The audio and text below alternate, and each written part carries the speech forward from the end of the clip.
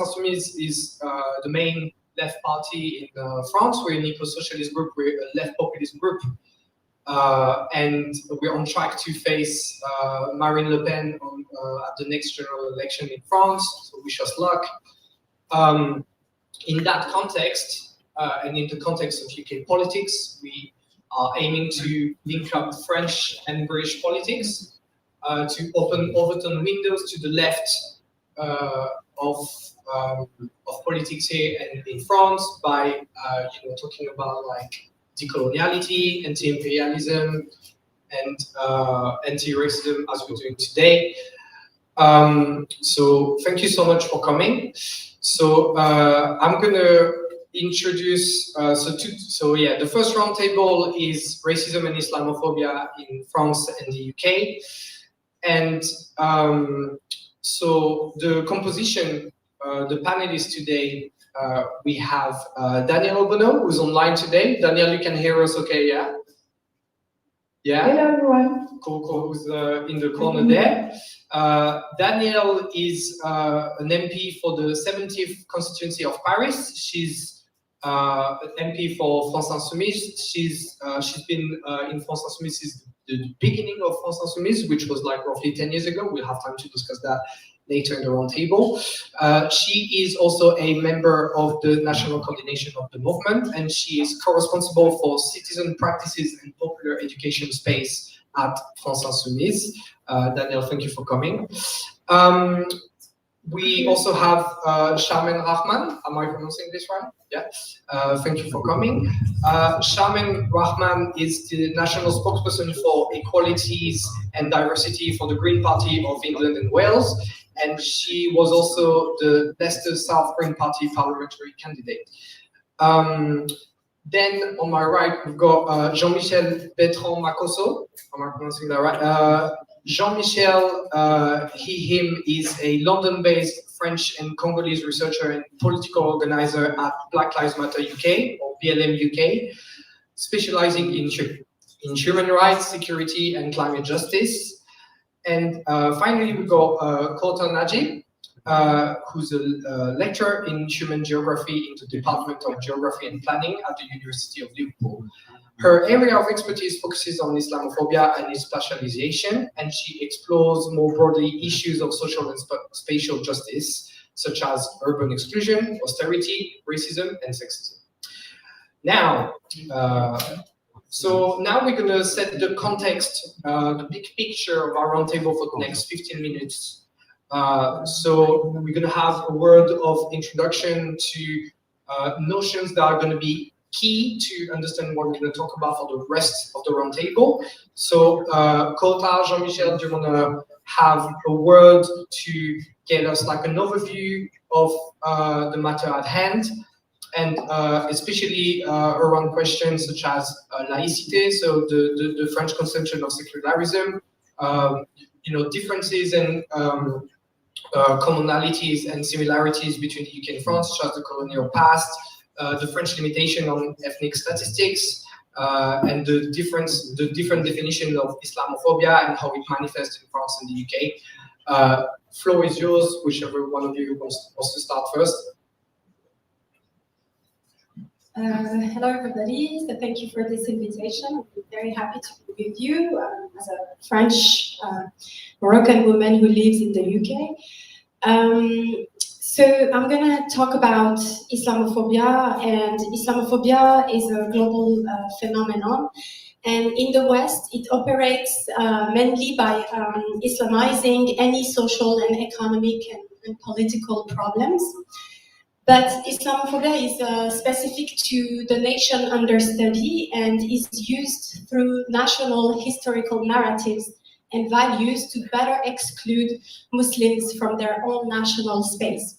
So in the UK and France, each national Islamophobia will portray Muslims as disloyal to important national principles, such as secularism or laïcité in French, and multiculturalism for the British context. And those two values are very important because they represent the basis of the French Republican model, or at least it's portrayed like this nowadays, and the British multicultural model. So the visibility of Muslimness and the emergence of a Muslim political orientation is not accepted and not incorporated into Frenchness and Britishness. So France and the UK are two important European countries with significant Muslim populations and a high rate of Islamophobic acts. However, French Islamophobia differs from British Islamophobia when we analyze the type of anti-Muslim acts and where they occur. So I've carried out a few years ago a research project on spaces of anti-Muslim acts. And thanks to quantitative data that I have collected from NGOs and the Metropolitan Police, I was able to show that in France, Islamophobic acts are mainly discrimination occurring in public institutions, while in the UK, there are mostly verbal abuse happening on public transport and public areas. Therefore, French Islamophobia is more of an institutional issue, while British Islamophobia seems to be essentially a public attitude issue that involves zones of contact and encounter, although strong institutional Islamophobia also exists in the UK. But when we compare it with France, there is a nuance, and there is a nuance because there are no laws policing Muslim dress, for example, in the UK. So the victims are more likely to be students in France and shoppers and passers-by in the UK. And they are both, in both countries, overwhelmingly veiled Muslim women who are in great majority from North Africa, North African background in France and South Asian background in the UK. And here we can already see important connections with patterns of domination related to sexism, racism, and the colonial past of each country. As for the perpetrators, in the UK, they are more white British men between 25 and 59 years old, whereas in France, they are both men and women. Thus, in the United Kingdom, we can say that the gendered dimension of Islamophobia appears primarily as a question of male domination and control in public sphere, a public sphere that is already known as constricted and perceived as masculine, since women are more frequently exposed to verbal and gestural aggression. But in France, Islamophobia can also be perpetrated by some women who identify themselves as feminist and who are against the hijab. And here we are dealing with women attacking other women in the name of women's emancipation. So this type of feminism that does not respect freedom of dress and religion presents a racist version, and it is known as femo-nationalism or white feminism, and does not incorporate race-related thoughts and knowledge into the feminist struggle. And in France, it was precisely this type of feminism that allowed in the 90s the introduction of an Islamophobic vocabulary within the French political class to develop all the existing anti-Muslim laws that we have today, which were all motivated by the bodies and the clothing of Muslim women, whether it is the hijab, the niqab, the burkini, and more recently, the abaya. So this type of feminism removes veiled Muslim women's agency, and it is important to understand that this obsession with unveiling Muslim women has a long history among Western colonialists and imperialists, as observed in the ceremony of unveiling in Algeria in the 50s. And white feminism therefore seeks to civilize and discipline veiled women and conform them to the dominant norms. So to justify their action, they even go so far as to highlight the situation of other women in authoritarian countries like Iran, where wearing the hijab is forced. But what can we say about, like, how can we oppose an obligation to veil with an obligation to unveil? In both cases, Iranian and French laws are problematic because they amount to policing religious dress and consider women's bodies as object of state function and legitimacy. But we have to make it clear that women's bodies and clothing should be controlled by no one but themselves, neither by a state nor by a man. So France was at the forefront of implementing laws against religious clothing in European countries in the name of secularism. And this French laïcité was initially developed in the early 20th century to separate the Catholic Church from the state and protect minority religious groups. So at that time it was the Jewish and Protestant minorities. But in the early 2000s, it was deviated from its original meaning and transformed into a weapon against Muslims by developing Islamophobic tools and laws prohibiting the wearing of ostensible religious items in public schools and in public institutions if these women perform a job representing the state.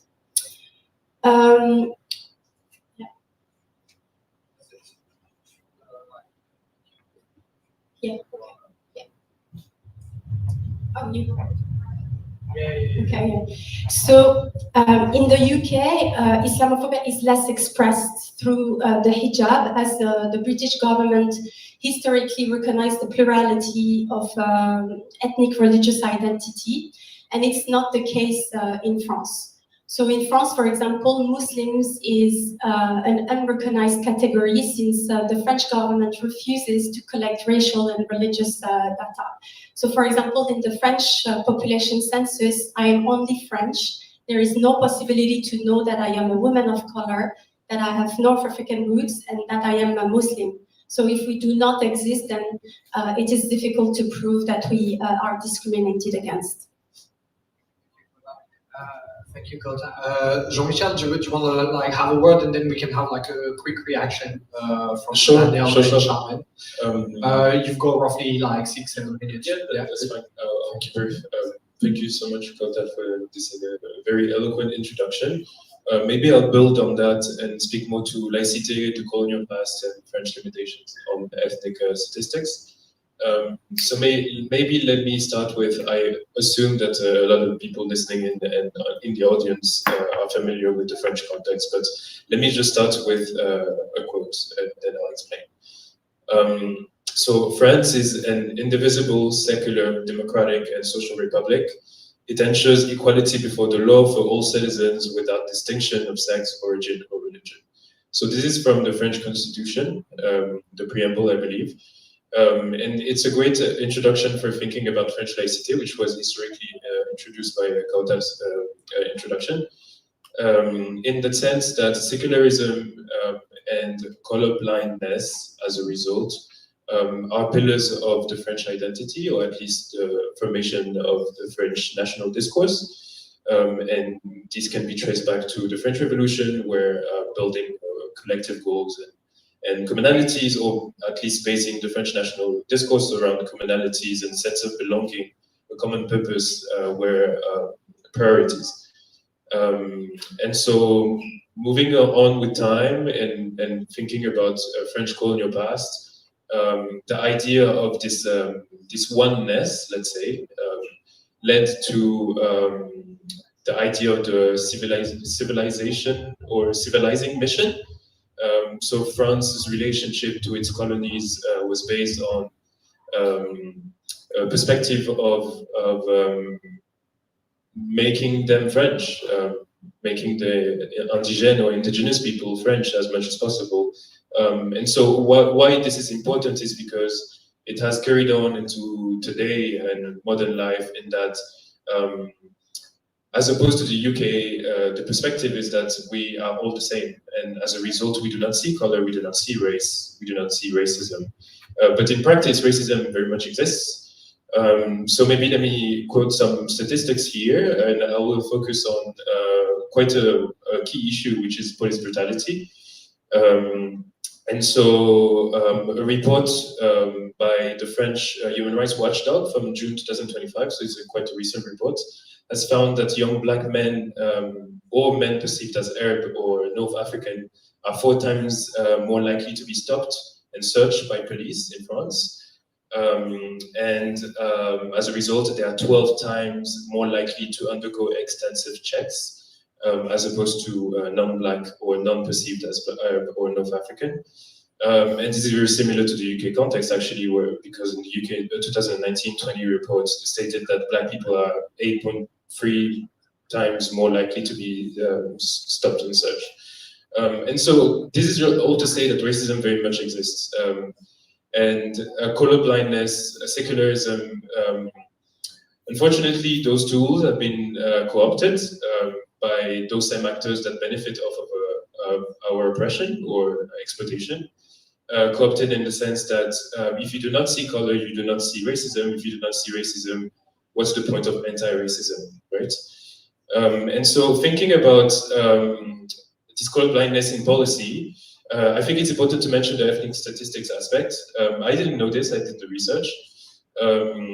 So this is based on a 1978 law, the Law of Information and Freedom, was passed in 1978, which prohibits the state from collecting data about race, ethnicity, or religion. So it had been the case before.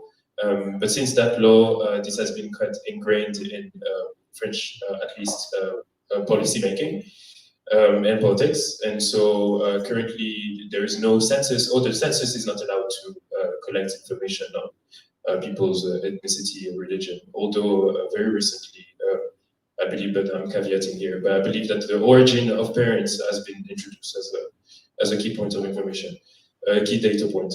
And so this law, initially in rhetoric, originated from, as Kawtar was mentioning, the desire to protect minorities, Jewish minorities specifically, and I believe that was in relation to the Vichy regime during the war, Second World War, having used or having provided Nazi Germany with Jewish files, so data census on Jewish minorities in France, which has contributed to, unfortunately, their embarkment in trains as a result. So this race-blind republicanism, the idea of a French universalism, results in, or at least undermines any efforts that we might have in addressing racism, the root causes of racism, the material conditions of what makes racism in society. And I haven't spoken too much about the UK, but maybe very quickly a difference with the French context is that UK colonialism was based on racial hierarchization, and multiculturalism was born out of that. So very much so in the UK, communities and different cultures are understood as existing together, and we could speak to more on that. But yeah, I would say that's the main difference. I'll stop here. Thank you. Thank you so much, both of you. Can we have like a 2-minute reaction from Danièle and then Sharmen? Danièle, can you hear us? Yeah. Yes, I can hear you.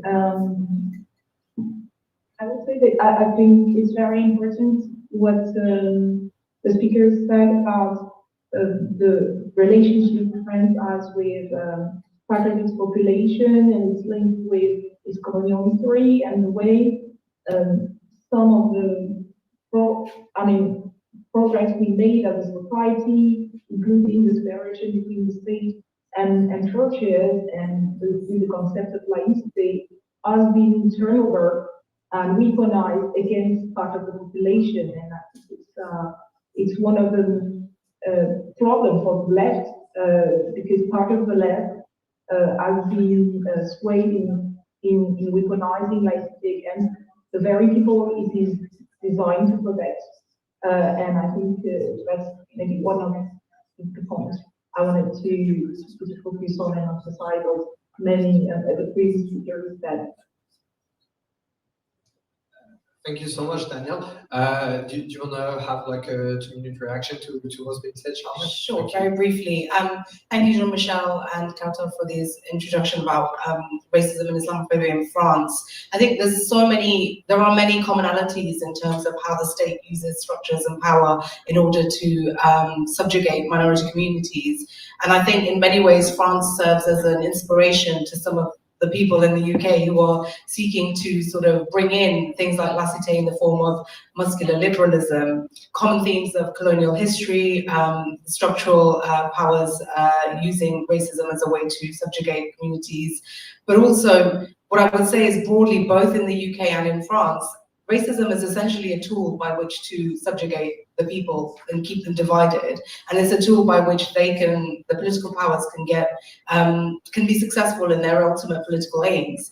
And I think that commonality is where we can bring more of the movement together in terms of fighting it, especially in terms of a global sort of solidarity movement in terms of fighting racism.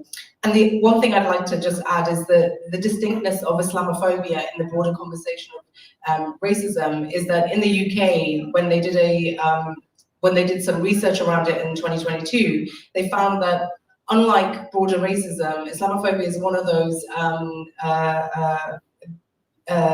one of the forms of bigotry that is actually strangely more prevalent in middle and upper class communities than it is in working class communities. In fact, YouGov did a survey and they found over a quarter of Islamophobic attitudes were found in middle and upper class communities, and less than a fifth was found in working class communities. And so in many ways, Islamophobia is almost like the legitimized form of racism. It's the normalized in our political sort of discourse, to the point that it's almost an asset to many politicians rather than something that they're ashamed about or called out for. But yeah, a great introduction by you guys, and yeah.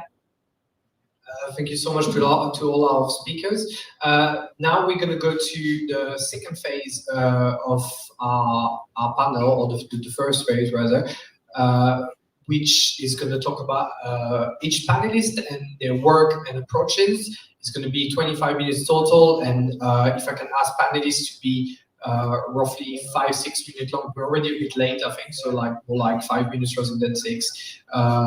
And then each of the speakers is going to have a specific question for them. And our chair just arrived like 5 minutes ago, so we're gonna make like a quick switch. Thank you so much. Can we have a round of applause for Rim? Yeah.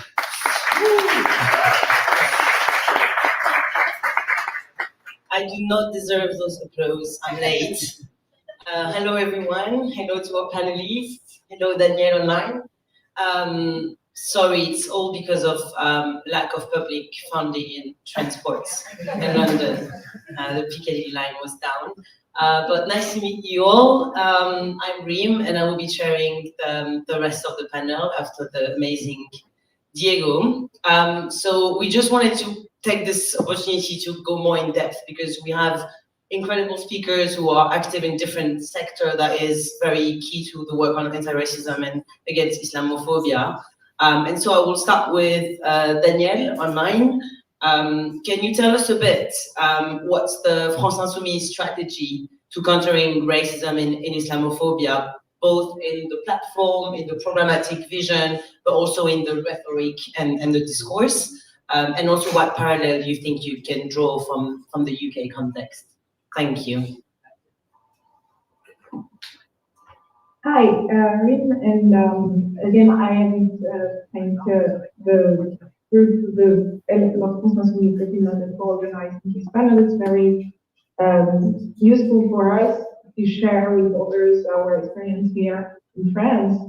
And I will start with maybe explaining the context in which we are fighting against racism and Islamophobia in France, because, as been said previously, it's a very historical and ongoing battle against systemic racism in France that dates back to slavery and colonialism, and especially over the past 30 to 40 years, what we've witnessed is how the right wing got more and more and moved more and more toward the far right, and even, as I said, the left was some part of the left was unable to fight back against this move that was driven by racism at its core, racism and xenophobia against migrants, against immigrants, and over the past, I would say, 20 years against Muslim people. And it focused on especially obsession against women, Muslim women wearing a veil, their religious veil, and it's been the offensive and the topic and the targets of all the political and the media racist and Islamophobic attacks over the years. And you got not a day passed here in France without having debate about Muslim women, about Muslims, about immigrants. So it's really at the core of the trend that we witness worldwide of right-wing forces and far-right forces getting together and getting united by this form of racism.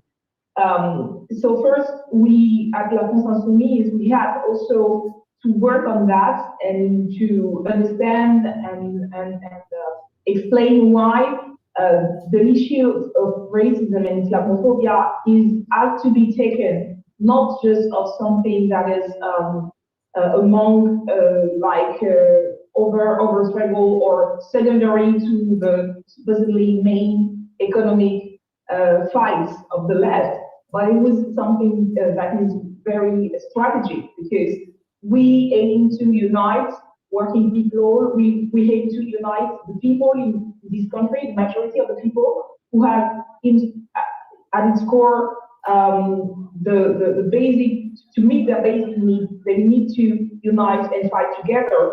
But what racism and especially Islamophobia does, it's to divide us. And so this is a strategic anti-racism is both something that is needed for the people who are targeted, it's a matter of life and death, and it's also politically a necessity if we want to unite the people. What we've witnessed since Emmanuel Macron was elected back in 2017 is how its government, who first presented themselves, and they presented themselves or like neither left nor right, like the middle, like the center, like the very reasonable people, and even like saying things that would appeal to the left on issues like police brutality when he was campaigning, when Emmanuel Macron campaigned. But he revealed himself and his government, since he was elected, revealed himself to be racist and xenophobic, both in the discourse and the narrative that they produced, and that was spread by the media, the main media, but also in the policies that they implemented. So for us, it's become really over the past year a central battle.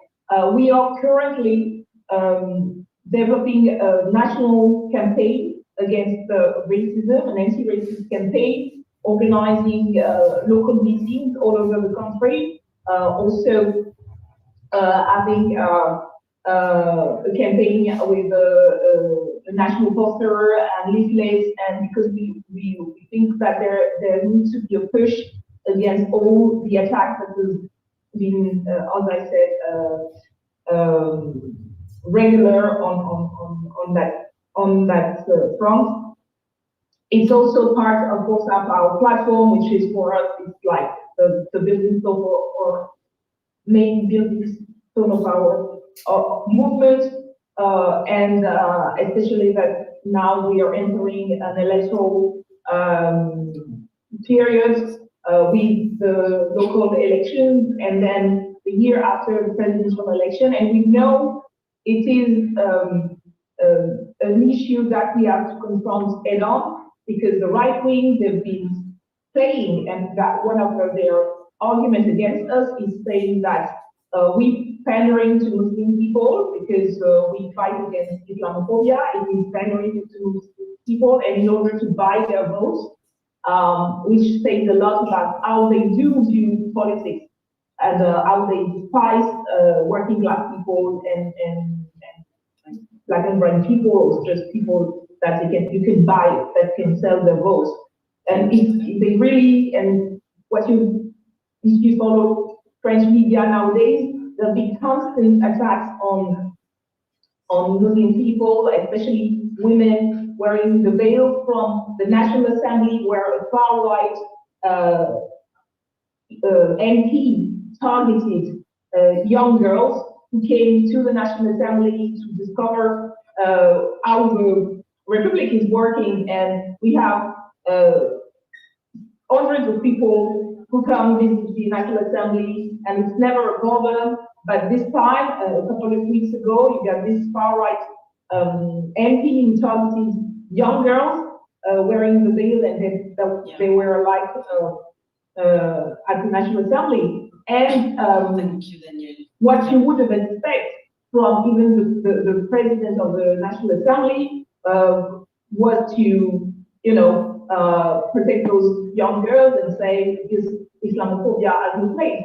But they really didn't say that, and they threw those little girls under the bus, and the media, even the national media, the mainstream media, they reused it and pushed in this region, and it was very despicable. But it shows the degree to which nowadays mainstream media and political forces on the right and the far right are ready to go. Thank you, Danièle. Thank you so much.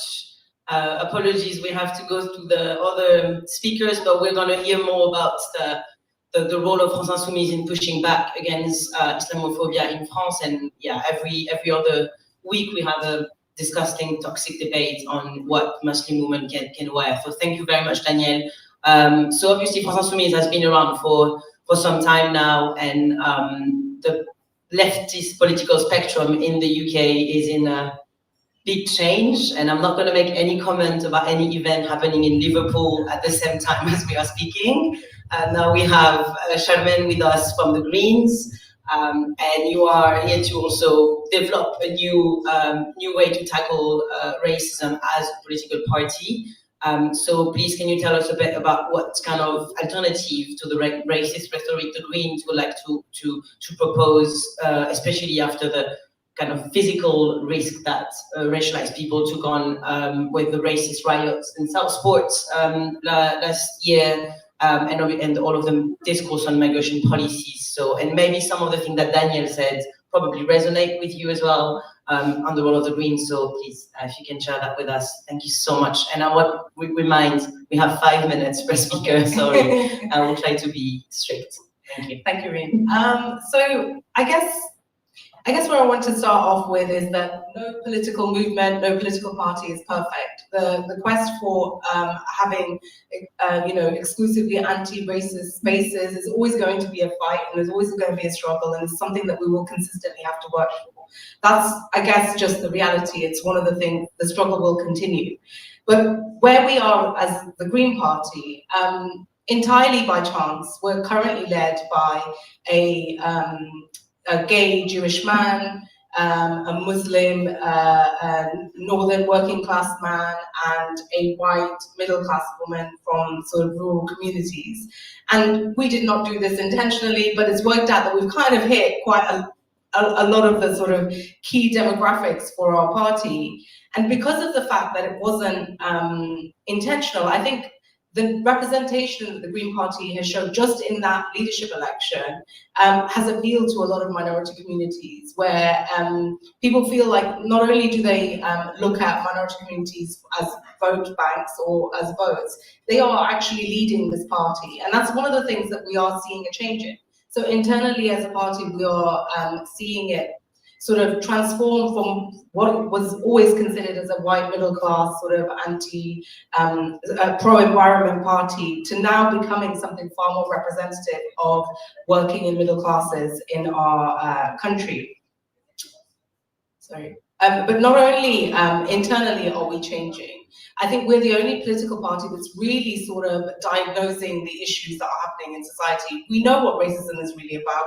We know what demonizing minorities is really about, and we see this the world over. The only way in which political powers can fulfill their political aims is by keeping us all divided, and therefore racism is a tool by which they can achieve those aims. So in the UK, for instance, we are presented with the illusion of choice. So we either have austerity and racism in the form of a yellow rosette, austerity and racism with a red rosette, or austerity and racism with a blue rosette. And the Greens are the complete opposite of that. We are absolutely against austerity, and we are absolutely ironclad in our commitment to minority communities and ensuring that the rights of every minority community that we represent is protected.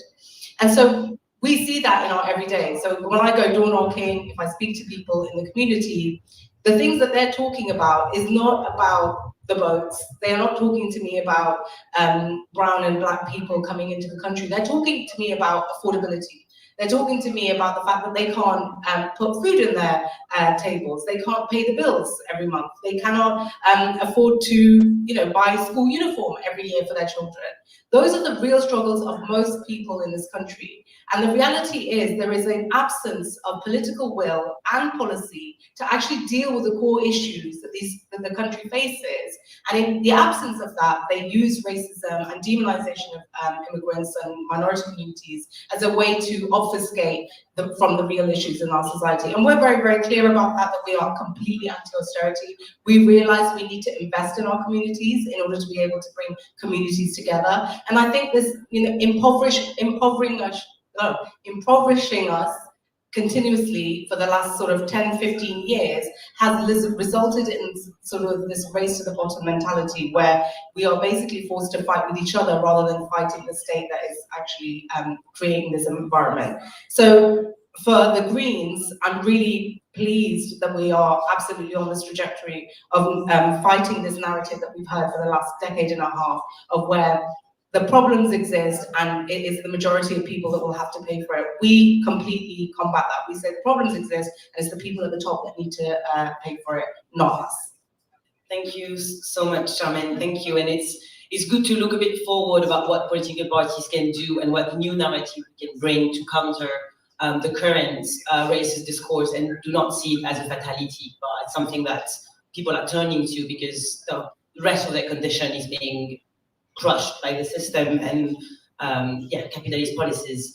But obviously political parties are a vehicle to fight anti-racism, but there have been a lot of anti-racist organizing that is done by different organizations, by researchers, and they are the ones who also informed what type of policy we wish, which would be France Insoumise or the Greens, to push for. So yeah, I would like to turn to Jean-Michel now. And we've been 5 years since the renewal of Black Lives Matter movement in the US and all of the consequences it had, and kind of taking a bit of a conscious wake-up call for a lot of people in Western world on racism. And because you know both countries, can you tell us a bit what you think will be a successful anti-racist organizing or campaigning in the UK or in France or in both? And what demands can the party that we have today with us can include? Thank you. Of course, thank you. Let me first say that I will not be able to tell you about successful anti-racism organizing in the future. But what I can tell you about is indications of how to proceed, where to go. And so starting on, Black Lives Matter movement 2020, it's been 5 years now. So I think it's important to identify that 2020 was a success in itself, in that more than 1 million people marched in the UK alone, and way more elsewhere. Across the streets, I think it was an impressive and consequential show of the potential of grassroots mobilizing. anti-racist grassroots mobilizing, not only in the UK, not only in France, everywhere. The potential as well of connecting struggles, connecting anti-racist struggles across contexts, and I think that's very important to mention. But what I would say is that while this was a success, the aftermath of it highlighted not the failures, but the lack of and the lack of what organizing. So that's, I think, a bit of the first step in the right direction, and is moving beyond mobilizing communities, mobilizing people, and expecting people to show up in the streets on any given occasions in the name of anti-racism. It's really about organizing and building power within communities and including power beyond electoral politics. And so that's a bit what the Black Lives Matter movement in the UK has been doing, building this power, but as well as like focusing on the communities. I think what is important to think about as well about the context of this whole struggle is that since 2020, not much has been achieved in terms of gains, unfortunately, both in France and in the UK.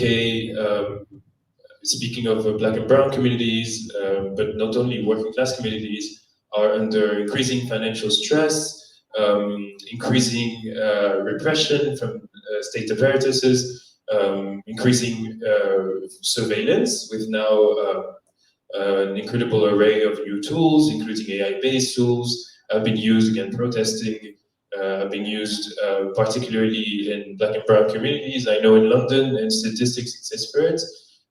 State violence I've mentioned, and impoverishment of those communities.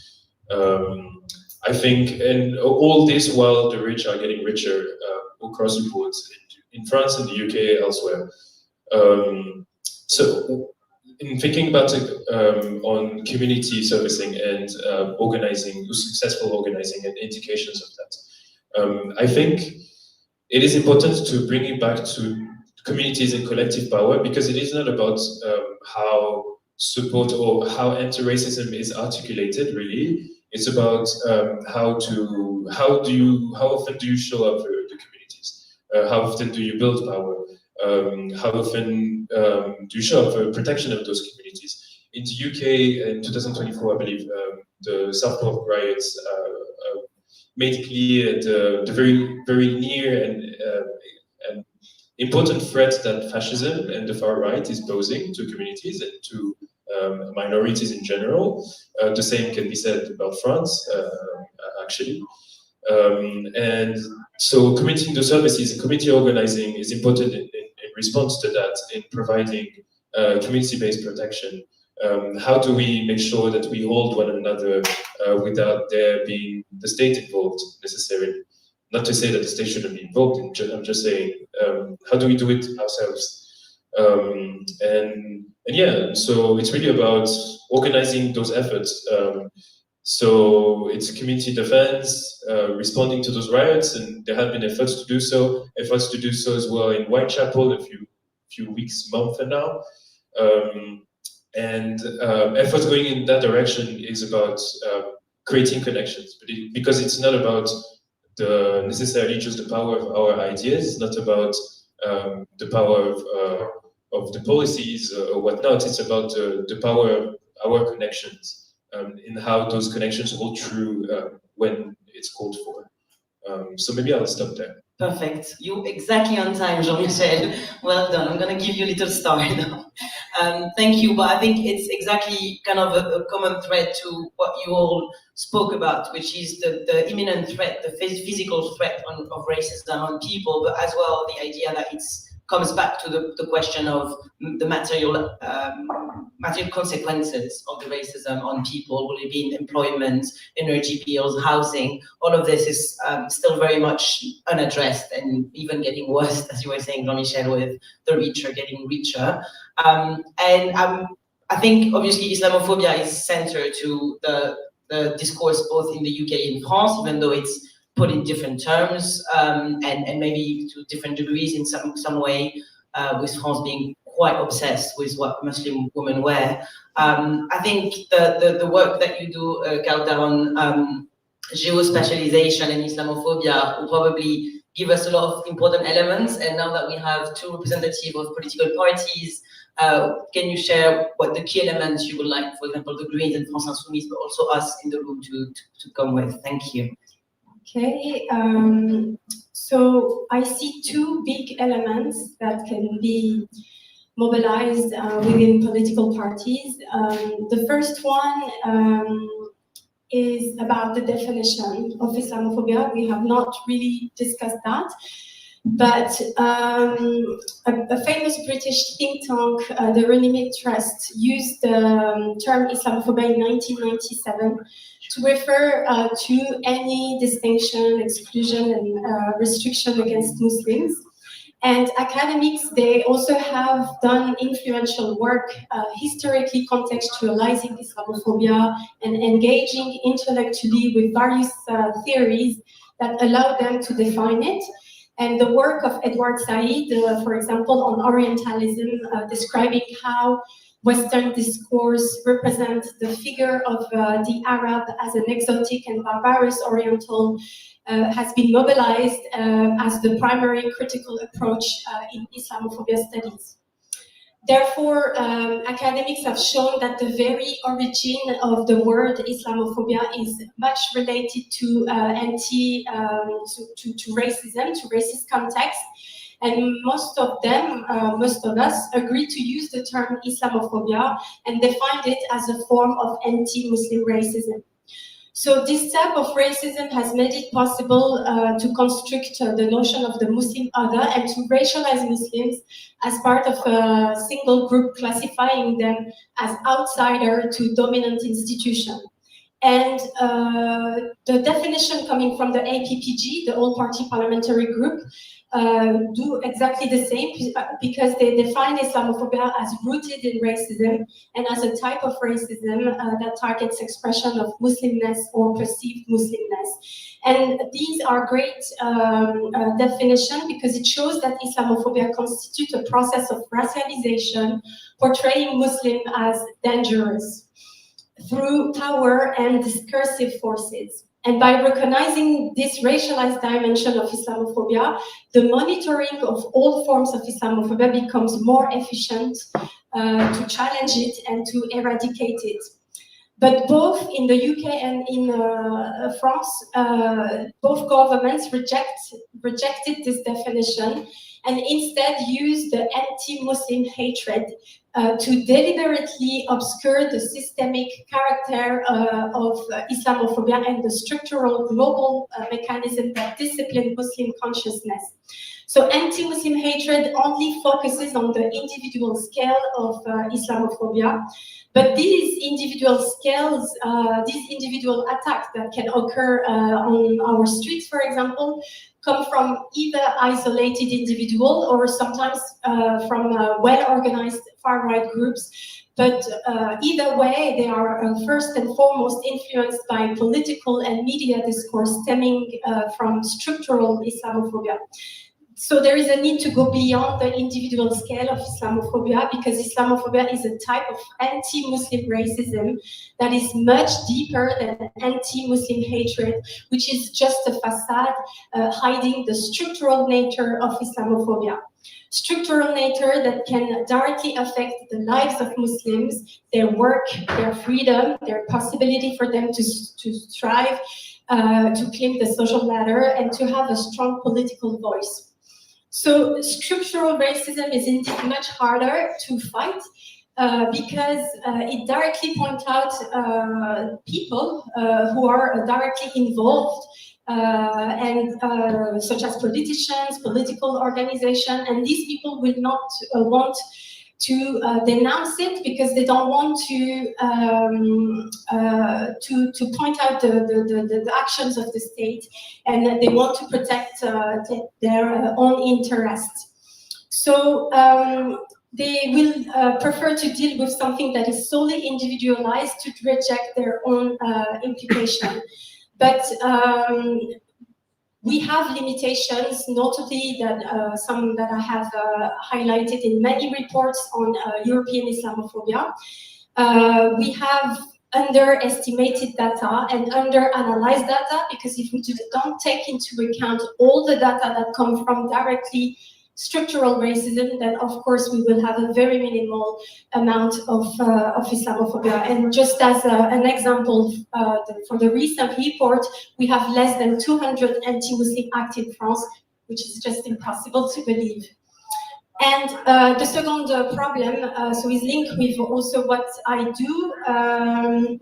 So as a geographer, I demonstrated the omnipresence of Islamophobia, which I called everywhere Islamophobia. And it shows that Islamophobia manifests itself everywhere, but it manifests itself differently depending on its location. So we can see it in all spaces, from the global scale to the scale of the body and mind, as well in all sectors, from the highest government institutions to public streets, for example. And if we see that Islamophobia is everywhere, we need to take it seriously, because we live in an interconnected world. As showed in a very recent publication, this interconnectedness between what happened in the UK, for example, in August 2024, with the riots that I personally label as the first UK's anti-Muslim pogroms, which have been triggered by online Islamophobic disinformation, and with what happened in Gaza. Because today we live in the context of genocidal Islamophobia, which represents the worst expression of local Islamophobia. And today we witness a very dangerous form of Islamophobia led by far-right groups who attack mosques and refugee centers, as well as random Muslims and racialized people on the streets of several UK cities, including Liverpool, where I directly noticed that, where I live. But in France, we also see, so those attacks precisely happen because of the access of the many images and videos of atrocities inflicted on Palestinians. We were able to see their dehumanization, and their dehumanization is also because of their Muslimness. And in France, Islamophobia becomes also more and more murderous. So I appreciate when MP Danièle Obono said that it was a question of life or death. I totally agree. Nowadays, Islamophobia becomes more and more murderous, as evidenced by the racist Islamophobic killing of our brothers and martyrs, Abu Bakr Sise, killed in his local mosque, but also Hisham Mirawi, killed in his village in south of France. So the mechanism of dehumanization of Palestinians and Muslims are at work and have normalized Islamophobia as well as anti-Muslim crimes. Thank you so much, Kawtar. And yeah, indeed, very important to link the way Western governments, France and the UK, have been positioning themselves in not saying as a victim, not being able to see as a victim an Arab or a Muslim. And we see that when we face direct violence in the streets, as we were mentioning, some of the people who we lost because of racist violence, and also when we witnessed the ongoing genocide in Gaza. So I think that's all of what we discussed today with Danièle, Sharmen, Jean-Michel, and Kawtar is going to inform that next part of the panel, which is some themes that we have that we want to discuss with all of you. And we have about 20 minutes to do that, and then we'll do a Q&A, of course. So the first topic, and Danièle kind of mentioned that in her, when she was speaking as well of France Insoumise strategy, is the question of uniting the working class, which is a very old tale of the left, but also have been in the recent years a bit weaponized by some people within the left, claiming that if you speak too much about racism and Islamophobia, you're going to alienate part of the white working class, and that we should basically, in France we call that class first, la classe, la classe, la classe. We can only speak about class because the rest will push away white working class voters. It's also a debate within the UK left. There's some people that claim as well that we should focus on economic issues, like if they were unrelated to racism issues. And I think we all have in mind Zoran Mamdani's election in New York. We managed to not back down on racism and still put affordability at the center of his discourse and policies, and he won. So what would be your reflection? And again, it's a question for the four of you, whoever wants to react can. How can we kind of solve that debate, or at least move from that debate of putting against each other white working class and racialized working class? So who want to start? I feel like you want to, Sharmen. Go ahead. While it's fresh in my head, as you were speaking, it's coming to me. I think, this concept of let's not talk about racism, let's talk about class in order to sort of unite more people. Racism is learned, so it's taught from the top down. And actually, we don't combat that by not talking about it. We have to make sure people understand what racism is and to unlearn that racism. So we do have to engage in sort of educating people about where it comes from, how damaging it is, the real life impact to people of color, minority communities, for all forms of bigotry. So I think I would counter this narrative about, let's not talk about racism in order to appeal to, say, reform voters. In the UK, we get that in a lot of political parties, that we must appeal to reform voters. But in order to do that, we have to sort of either stay still or actually, go all out like Labour have in terms of repeating far-right narratives. I don't believe that is the answer. The answer is to undo the damaging education that's happened in society over the last sort of, many decades. Successive governments and successive political parties have continuously pointed to minority communities as the source of all of our ills and our problems. We have a job to do in terms of undoing that damaging education. So we absolutely must continue talking about it, and we absolutely must continue organizing within our communities. So I guess I just wanted to come back on that and say that we don't combat racism by talking about it less. If anything, we need to talk about it more. But what we do need to also focus on is the bread and butter issues that, sort of weave us all together, which is the fact that right now the majority of people in the UK, and I'm sure in many other countries, are just economically trying to survive. And in that environment, things like racism and division is sort of like a fire starting to happen, waiting to happen, and politicians know this and cynically, utilize it. Of course, yeah. Danièle, I think you want to come in, if I understood. Yeah, I like to have points that we're really focusing on here at La France Insoumise is to reclaim the diversity of the working class and to oppose this narrative about, the idea the working class is the white, blue-collar industrial worker, which is part of. But it's always been a very diverse working class. There's been women, people of color from the very beginning. So first, it's a way to say we've been here forever. And we're here all the more now when you think about the care industry. It's mostly women from immigrant backgrounds who are the backbone of this industry. And most of the working class people, immigrant people, black and brown people are the ones who make the country run. I remember my own colleague, Rachel K, who was the first cleaner elected at the National Assembly, and hopefully she will be back soon. And she said, during the COVID, those who were cleaning the street, those who were taking care of everyone were, working class people, and they look like her. So I think it's very important in the way to oppose this idea of, white working class, and then, immigrants and others that would not belong to the working class according to this narrative that is very also strong on the left.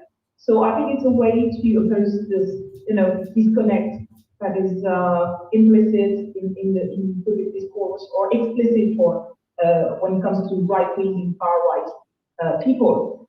And the second thing is also about how we rebuild the idea of us as a nation, is about what we're talking about, the new France, the idea that we've always been a multicultural society, even though we don't talk about multiculturalism in France like in the UK, and it's seen as something like a bad word, but also to say like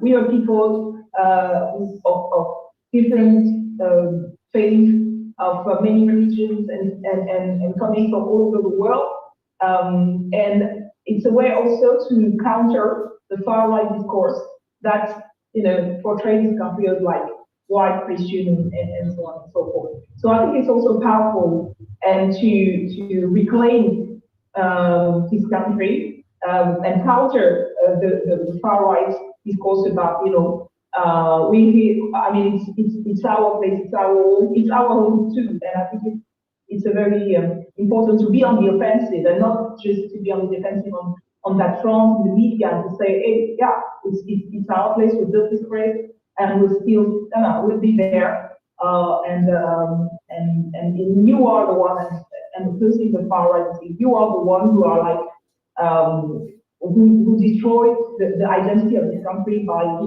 denying people equal rights, because the very fabric of the society is the political contract that is summarized by our national anthem, which is Liberté, Égalité, Fraternité, and the far right and the racist people are actually betraying that.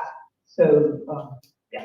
Thank you, Danièle. Thank you. And it's true that we are kind of facing this denial idea that the working class will be monochrome when we know it's a lie. I don't know if Jean-Michel, Kawtar, you want to say something about it, or just very quickly, I'm not sure it is useful to put class first, especially in the Islamophobia context, because in France, when veiled Muslim women were maids, were cleaning houses, were in a very, very low working class social category, it was not a big problem for the political elite to see them cleaning their houses or their offices.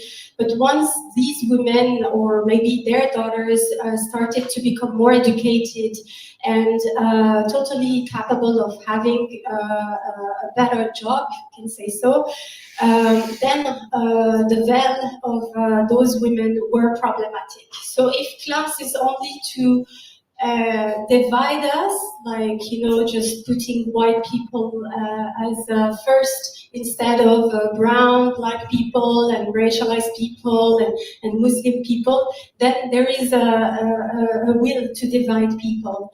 I just believe in intersectionality.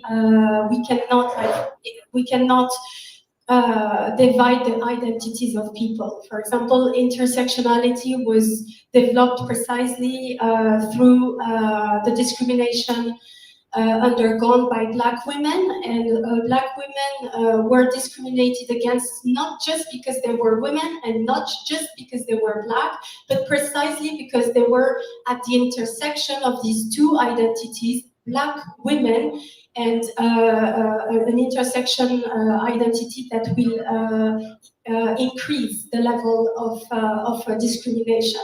So if these people truly want to combat racism or truly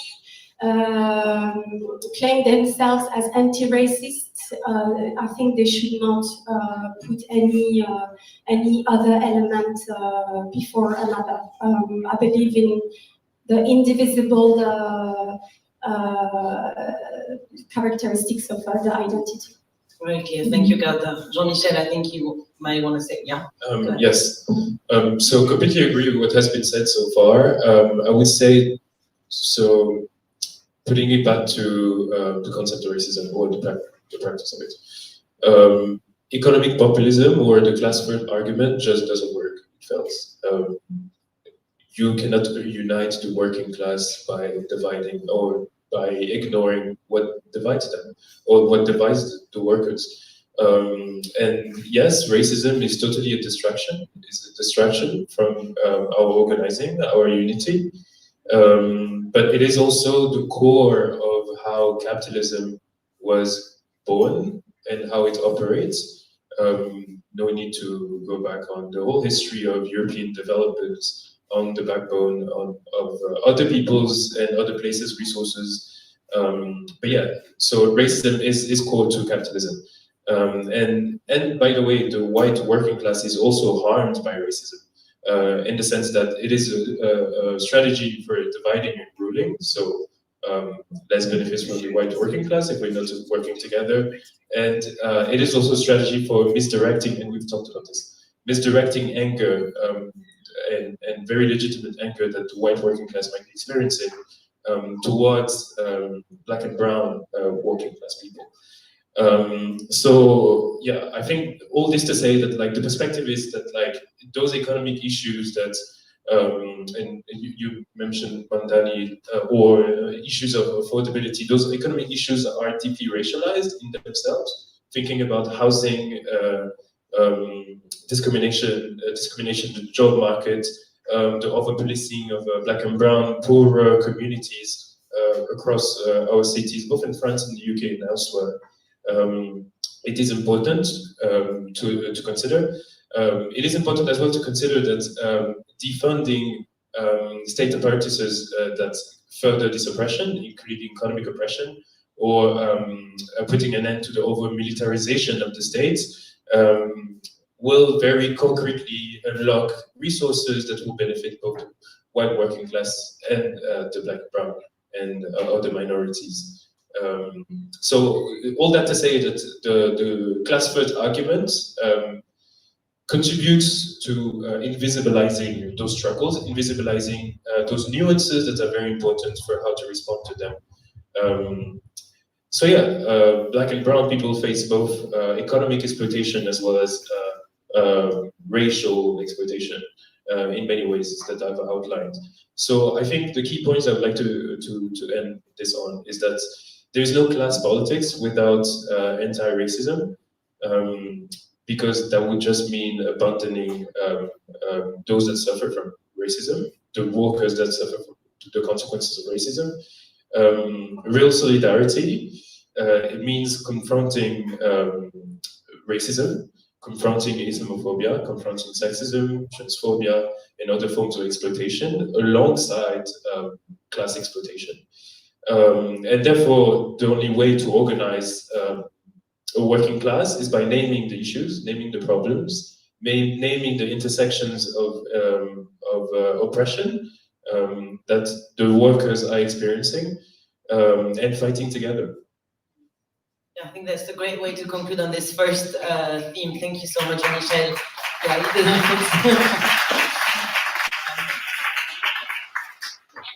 Yeah, and I mean, at the core of it, and I think you said it, Sharmen, but also just now, Jean-Michel, the idea that we would need to pick between both is a failing mentality, and yet proved to fail. And I think in reality, the idea of appealing to far-right voters, but some people on the center-left, is actually just them being in line with their own belief and their own racism. And I think we've seen that, for example, in France a lot on the division on the hijab, very much was along lines that actually part of the center-left believe that we should control the way Muslim women dresses. So they're pretending it's a strategy, but I think we can say it's also kind of core to their vision, sadly. And at the middle of this kind of dividing strategy, the figure of the migrants in both France and the UK has been taking so much space. We've seen it, for example, in the UK with far-right or people, I don't know how you want to describe them, protesting in front of hotels, putting at risk asylum seekers who live in those hotels, and kind of hyper-focus on how migrants are living in the UK. And in France, we have an immigration bill almost every year.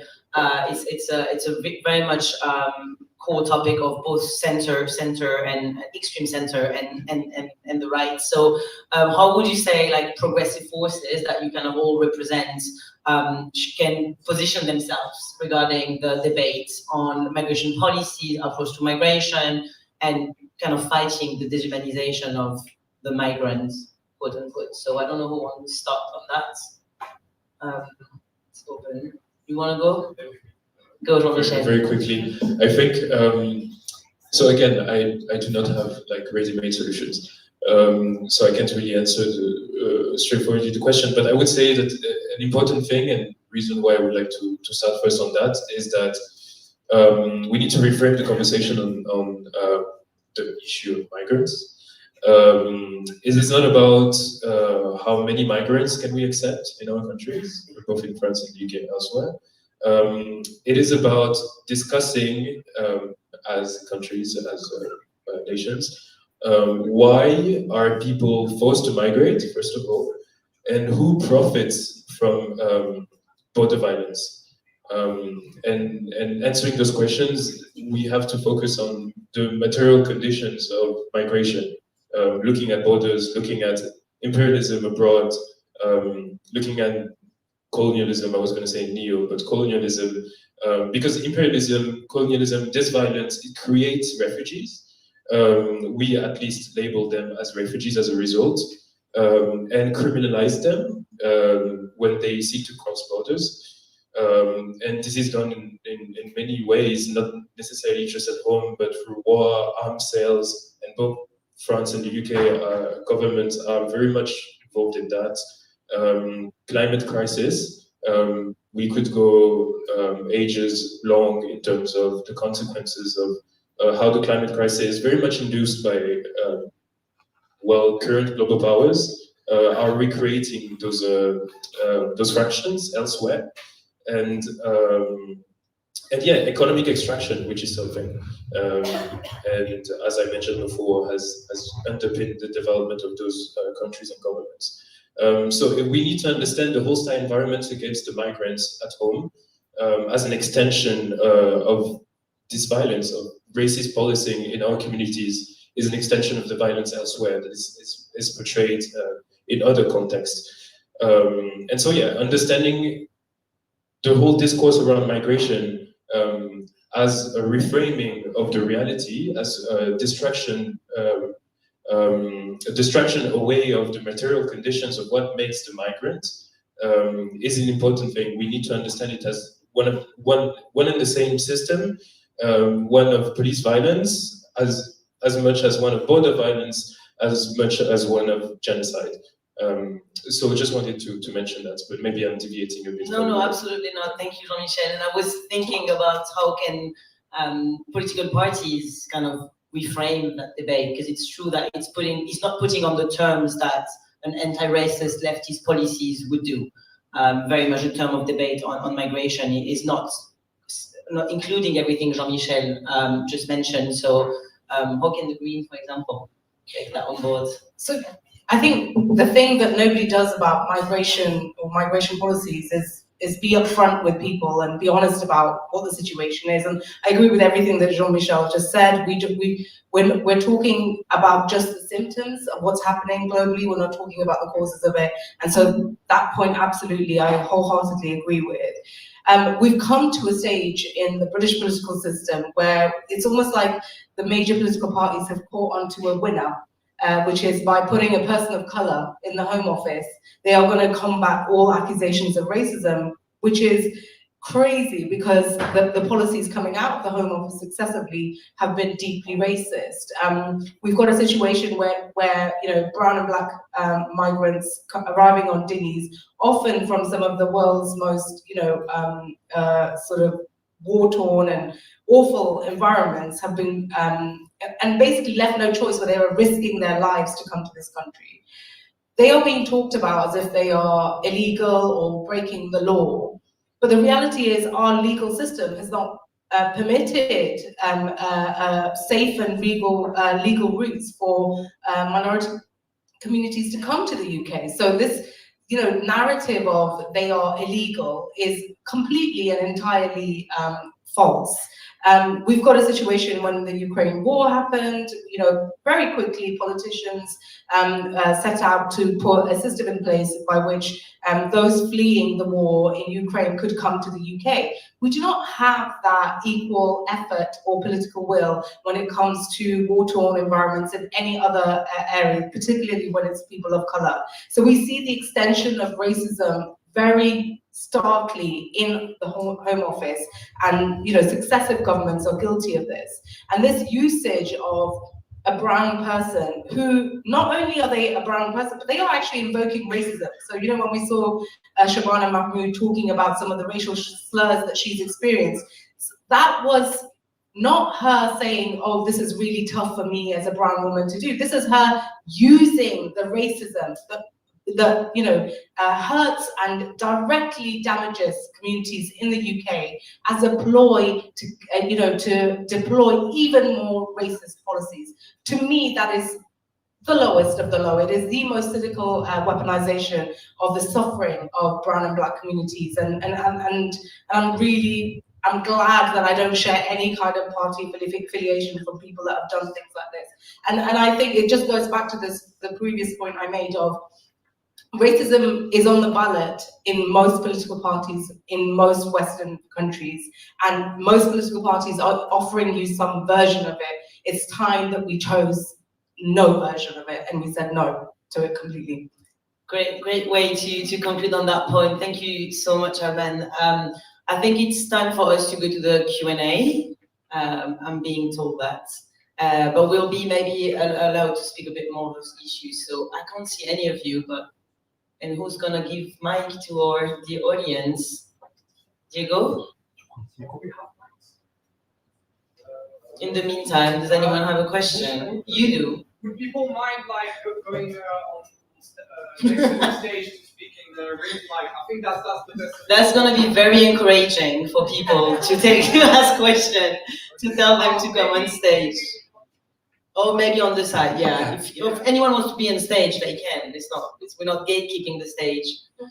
So you want to start? Yeah. Okay, I will take 3 questions, and if you can say, if you have someone in mind you want to address the question to, that'd be good, or if it's for all of our speakers. Thank you very much for this. Actually, my first question is on UK politics first. We noticed that most of the races...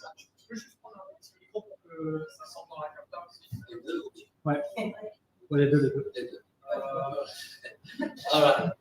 So my first question is related to the UK part, and I noticed that most of the racist slur in our British politics, it becomes kind of competition between Labour or the Tory, who will go more racist further just to keep up with the tail of the UKIP. And how can we get rid of someone who looks and with name of Shabana Mahmood, who can go rock and roll and racism, and be difficult to attack her as a racist? Because we see this pattern even a couple of years ago when we had Priti Patel and accusing the Labour that she will not take any lecture of racism or any kind of intimidation from the Labour. And also in France, how can we get rid of fake feminism or fake anti-racism people like Caroline Foutez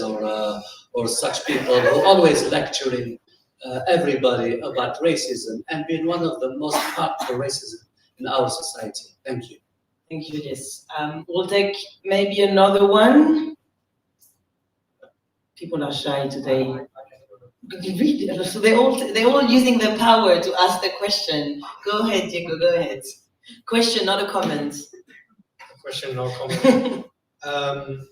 So my question is about Lexit, which means a left-wing Brexit and a left-wing Frexit.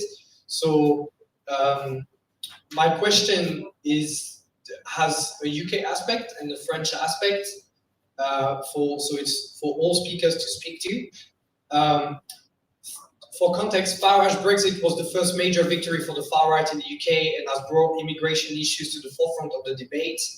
In that context, what should current left-wing parties in the UK do? Ask for a new EU referendum or try to make Brexit a Lexit, a left-wing Brexit? For French speakers, in France, we've got a very different history. In 2005, we voted against the EU referendum, and France Insoumise is very much capturing that Eurosceptic energy. And I'm wondering, looking at what happened in the UK, is a left-wing Frexit conceivable in that context? And yeah, that's my question. Thank you so much. Thanks. And anyone else wants to? Yeah. Yeah. Okay, we'll do 4 because we don't want to lose the motivation. So you'll go after, okay? You'll have 4 questions to answer, dear panelists. Okay. Yeah, just wanted to get more into the granularities of some of the intersectionality that you've sort of covered. So from what I understood, but correct me if I misunderstood what you were saying, French women are more racist than British women. That's sort of stood up for me. I'm assuming we're talking about white women.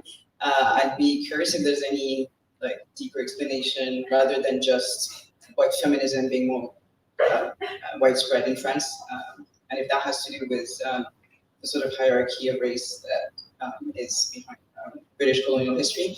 And the second point that also touches on some sort of intersectionality is what you were saying that racism, but more specifically Islamophobia, is more widespread in upper and middle class and way less in working class, and this is across France and the UK.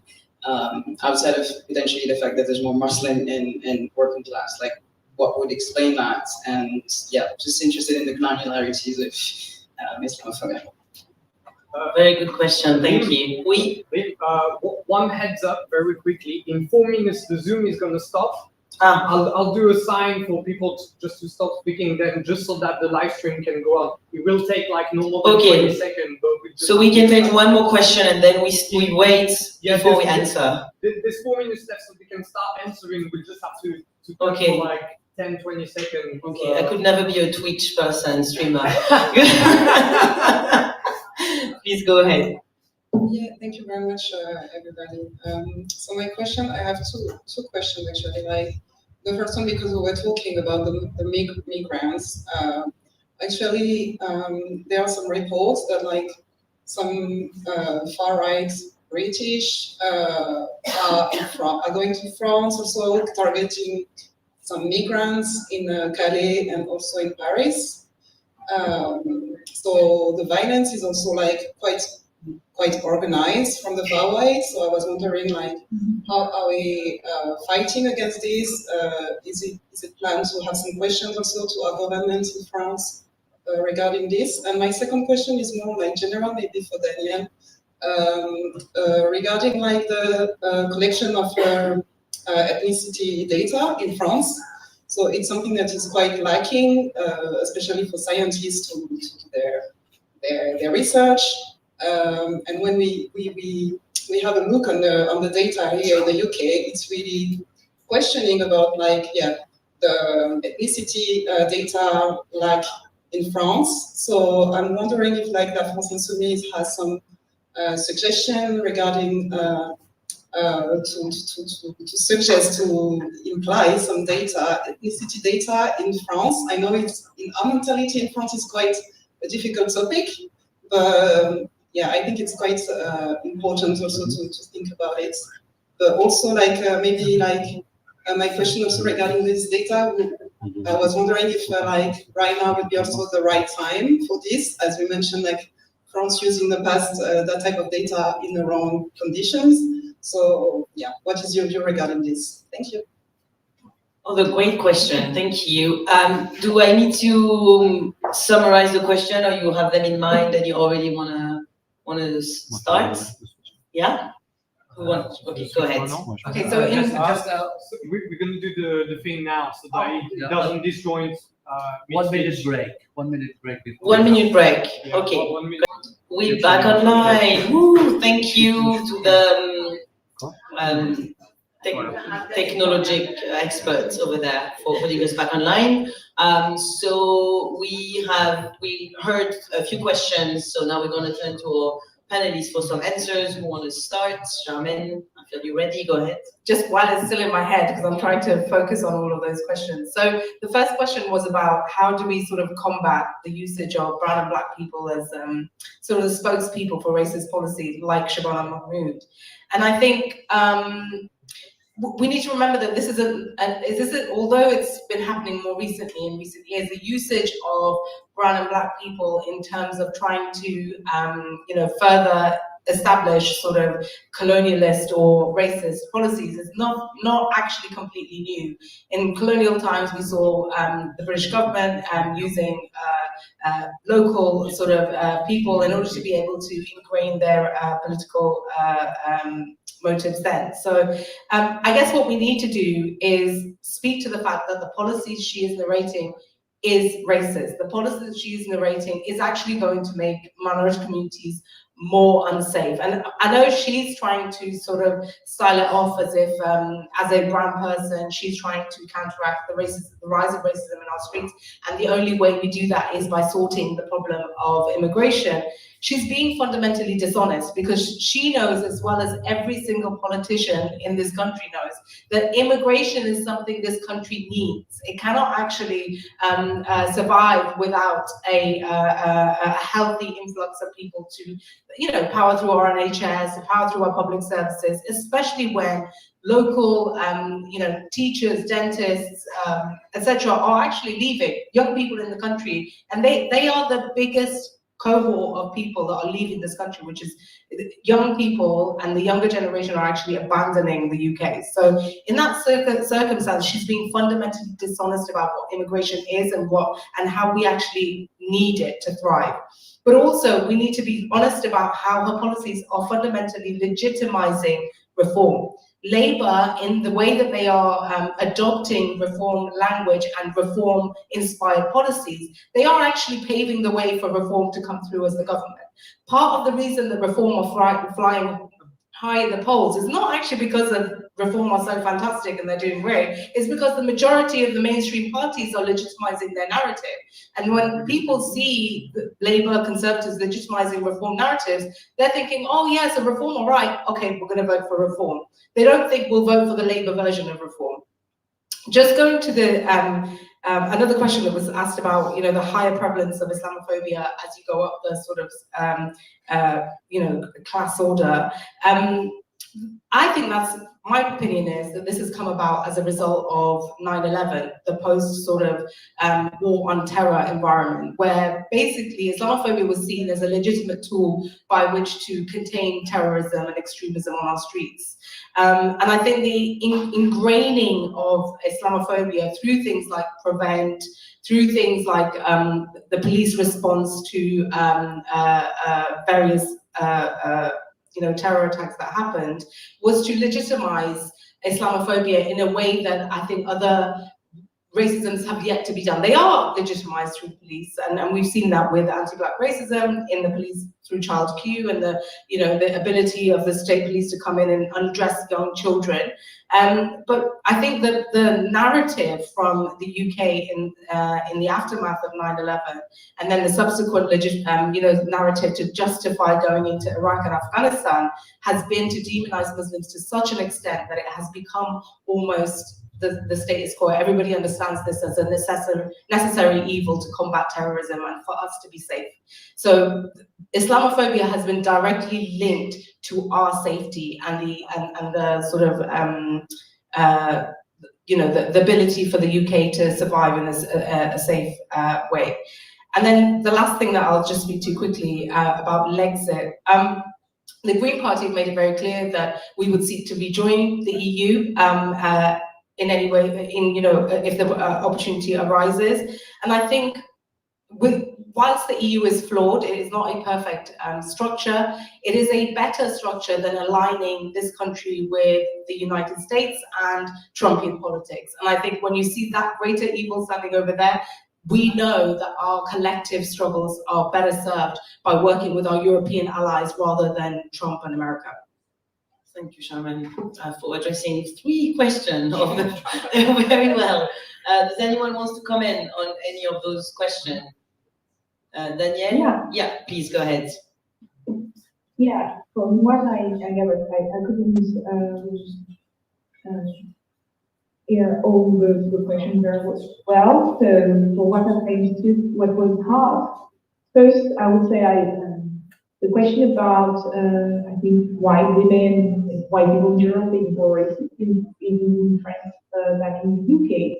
I think it's mostly about the way those two countries dealt with their structural heritage from slavery and especially colonialism. I think the difference comes from two things in France. The first one, the way decolonization happened in France, and especially with the story which is still big problems for the far right and many political leaders in France, the way the country's relationship with Algeria and the independence war, and the way it was the collapse of the French Empire. It's the victory of the Algerian Revolution and national liberation, and it speaks to so many things, and we're still dealing with this former colonial power trauma that never accepted the idea that it's lost its imperial power. So I think a big part of French racism, structural racism, and especially islamophobia came from that point. And I was rereading Fanon's work on the Algerian Revolution and the way he described the ceremonies of unveiling women during the colonial times, and he speaks so much about the way, there is this racist and sexist focus on the women that were in the way. So I think that's the reason why it's the way racism and Islamophobia exists in France is different, and it may be more crude and overt than in the UK because of the high-racial society, and especially on the left, and the other part is on the left, even on the radical left, because of, as I said, the history of the French Republic and the fight against the churches, and which was mostly against the Catholic Church.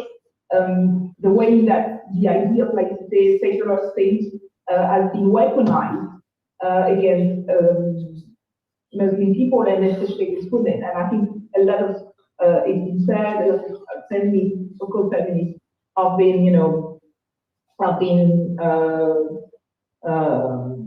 convinced that feminism was about targeting of the women, that they not feminist enough or whatever.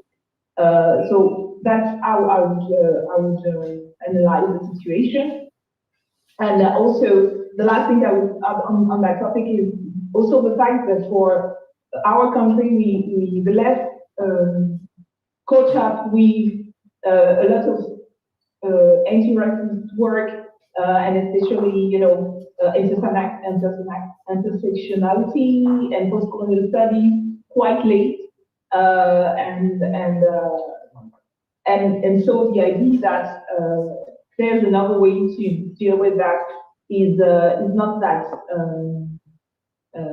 as deeply rooted in the French political framework than maybe in the UK, and that also has to do with the way that the anti-racist movement have been used by the state or during the 80s, and so. The second thing I wanted to answer to you quickly is what you said about I think the relationship with the European Union, because it's a very contradictory relationship. The fact that on the matter of anti-racism, it's been very helpful because when you think about all the legislation that happened in France in the past 20 years, was prompted by the advances that occur on the European level. And we regularly reach out to the European work to fight against what's going on and what the government here is doing. So on that side, it's very helpful, and also, I mean, the European Union is actually aligning with France, and they are not fighting back against the fascism. They are like they welcome Meloni within, their spaces because she signed up with the neoliberal pact and she's doing the work. They've been okay with, despite all the sometimes diplomatic opposition, but with Orban and so on and so forth. And now they're doing the work of Trump. So politically, they're not at all on the side of working class people, and it's actually backtracking on some of the advances that we made on anti-racist work. So it's always like we aim to change fundamentally the way the European Union is working, because at the time they're like really going, they're okay with what Trump asked on military budget. They are saying that now we can spend a lot but on military budget, and they're okay with funding the genocide, like Germany being at the forefront of funding the genocide in Gaza, and they're still maintaining the trade agreement with Israel. Europe is the first commercial partner of Israel. So I would say, Sorry to cut you. I'm sorry. It's just because I'm being pressed on time as we have another panel afterwards, and we still need to listen from Jean-Michel and Kawtar. So who want to start? I know we've not been able to answer all of the questions, and I'm sorry. Yeah, thank you. Thank you, Danièle. Sorry. So there's many questions. I'm going to try to jump from one thing to another. Let's see how it goes. So for fake anti-racism, I just wrote the report of 2024 on Islamophobia, the European Islamophobia report, and I've highlighted two figures in the French context. So one is Rachel Khan, and the other one, Sonia Mabrouk. Those two women are brown and black women. One is Muslim, and the other one, I'm not sure. I don't know if she's Jewish, but both of them push beautiful values like anti-racism or anti-Semitism. So they weaponize those values to push an Islamophobic agenda. So whether they are conscious or unconscious, I think they are conscious of what they do, but they are used to push an Islamophobic agenda. So we can see those women on TV, etc., but we will know that in advance that they are not doing anti-racist work. And for example, if we one day decide to do the same thing, I'm sure I'm not in that at all, and Allah preserve us from that, but we will become a superstar. I mean, if I decide to do what they do, I'll become a superstar, I'll become a minister, I'll become on TV, I will have a wonderful salary, etc.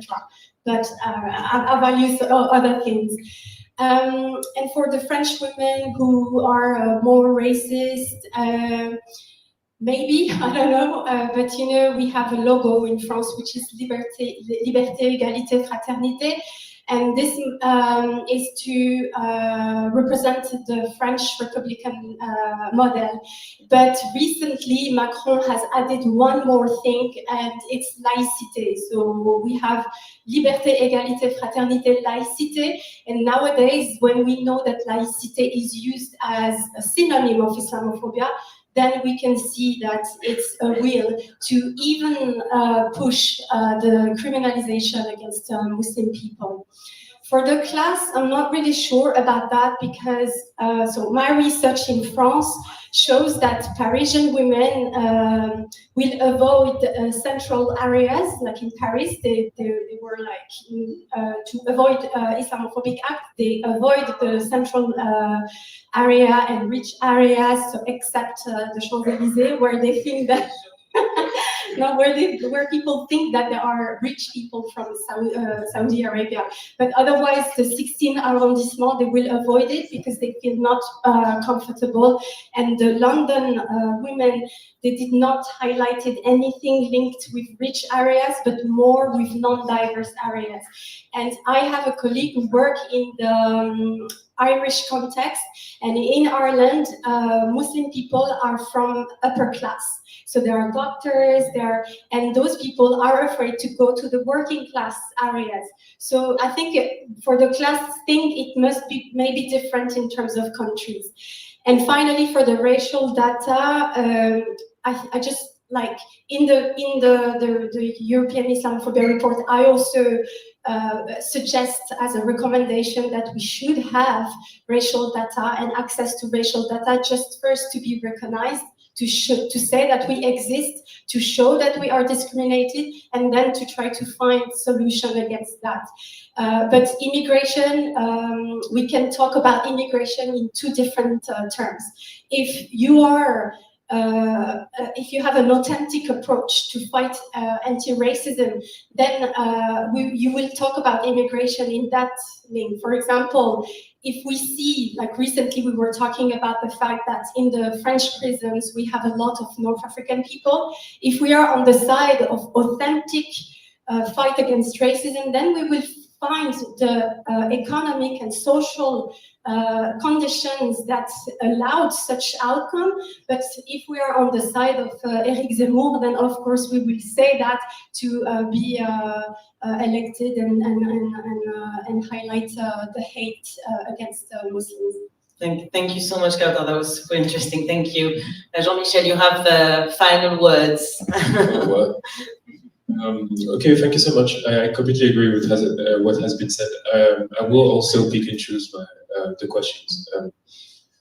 Maybe I'll start with how do we counter those in progressive or so-called progressive parties or political movements, electoralist movements that are themselves from ethnic minorities and use that against, or at least to justify racist policies. I think the main solution is to move beyond identity-based politics, identity-based electoralist politics. I think it's like just a simple, and it may seem as an easy strategy in the context of an election to try to appeal to this and this category of people, this category of potential voters. I think true and authentic anti-racist work, to use the words used by Kawtar just now, relies on moving beyond identity-based rhetoric and adopting or at least enacting actual structural change that benefits the communities that we're speaking about. And it has to be said that even progressive movements in the UK, in France, elsewhere, they have struggled to tackle this issue and going beyond reformist language, going beyond reform, and no pun intended here. I think it is important to bring back the issues to the material conditions of the compounding oppression of race, sexism, and what's not. Coming back to the socio-economic conditions, as Kawtar was saying. And here we could mention the success of Magdalene in New York, which has been all about that. Affordability, without being blind to obviously the different intersections of oppression and how those intersect with class. And then moving on to migration and borders, I think the question was about so the raids against migrants in Calais, how do we organize about that? How do we address that? I think the first point is, and I've mentioned this before, others have mentioned this before, the first point is recognizing that violence against migrants is part of the same system as violence against state violence in general, actually. Border violence is part of the same system as the violence of policing in under-resourced communities in the main countries and the main cities of those two countries we're talking about. So recognizing this point is the first step towards building coalitions, building strength across borders, And there are many ways to do so. We could talk about some steps towards it, but essentially it's about intersectionality and it's about internationalist coalition building. And this work has been going on. Maybe it's not as well known, but activism between the two countries has been ongoing. But I think that much more could be done in terms of solidarity on the migrant question, cross-border migrant question. There's a lot of solidarity work on the case of migrants here. But yeah, importantly, the idea is that internationalism or international solidarity, it's not about charity, it's not about charity towards those migrants. It's about recognizing that the struggles that they face are the same, or they're from the same cloth as the struggles that we face, whatever they are, economic, racial, etc. So only through interconnected struggles can we really achieve positive impact. And maybe I'll speak to that very, very quickly. Very briefly, Very briefly.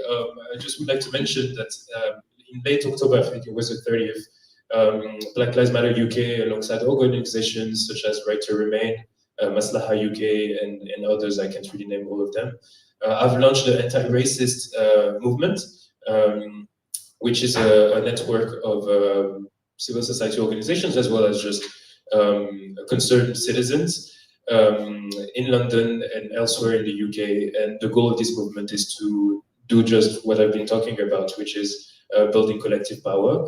And this includes building collective power on the migrant question and building cross-border collective power. I think we should organize around that.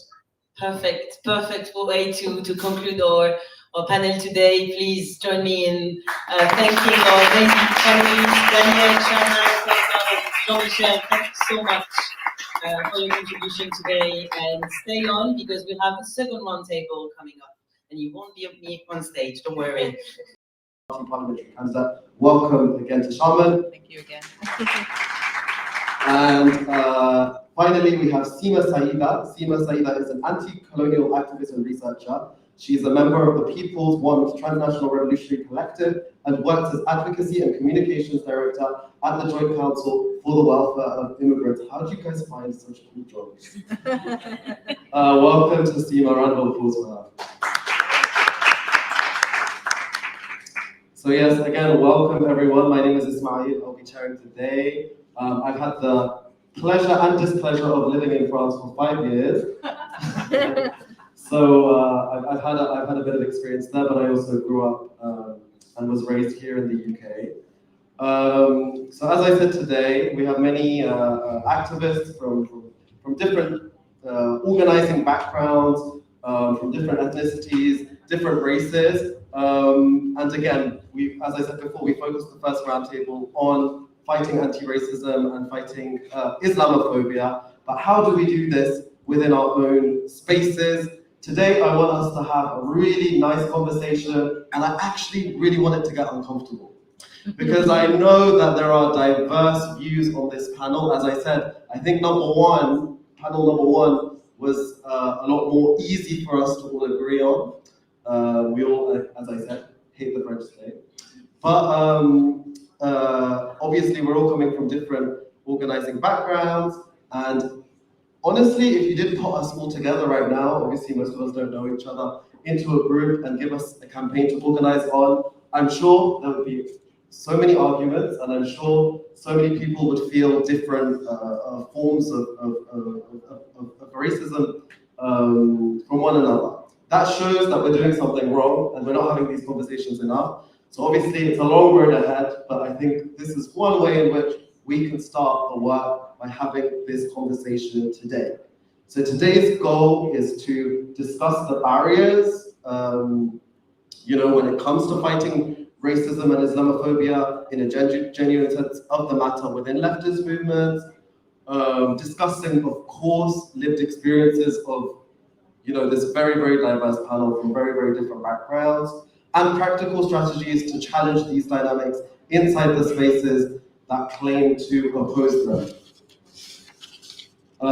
So yes, we will consider a few different themes altogether.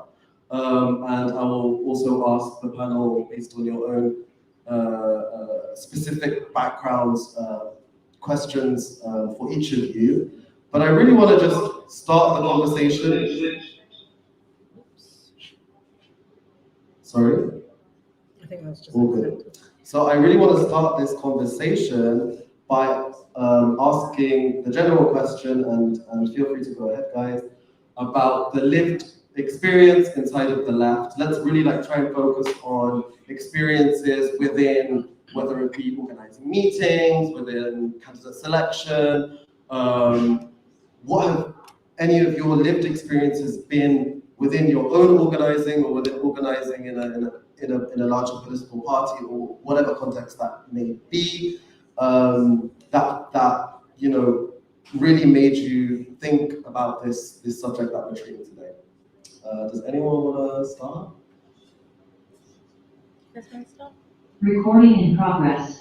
Go ahead. I'm happy to start. Go ahead. Tell me when my time is running out. So, I really appreciate the last roundtable as well. I think they did start talking about the left and Islamophobia on the left too, and that was great. I'm going to do something a bit annoying, and I'm going to try and zoom out a bit and think about actually the ideologies that motivate some of the things that I would experience as racism or Islamophobia on the left.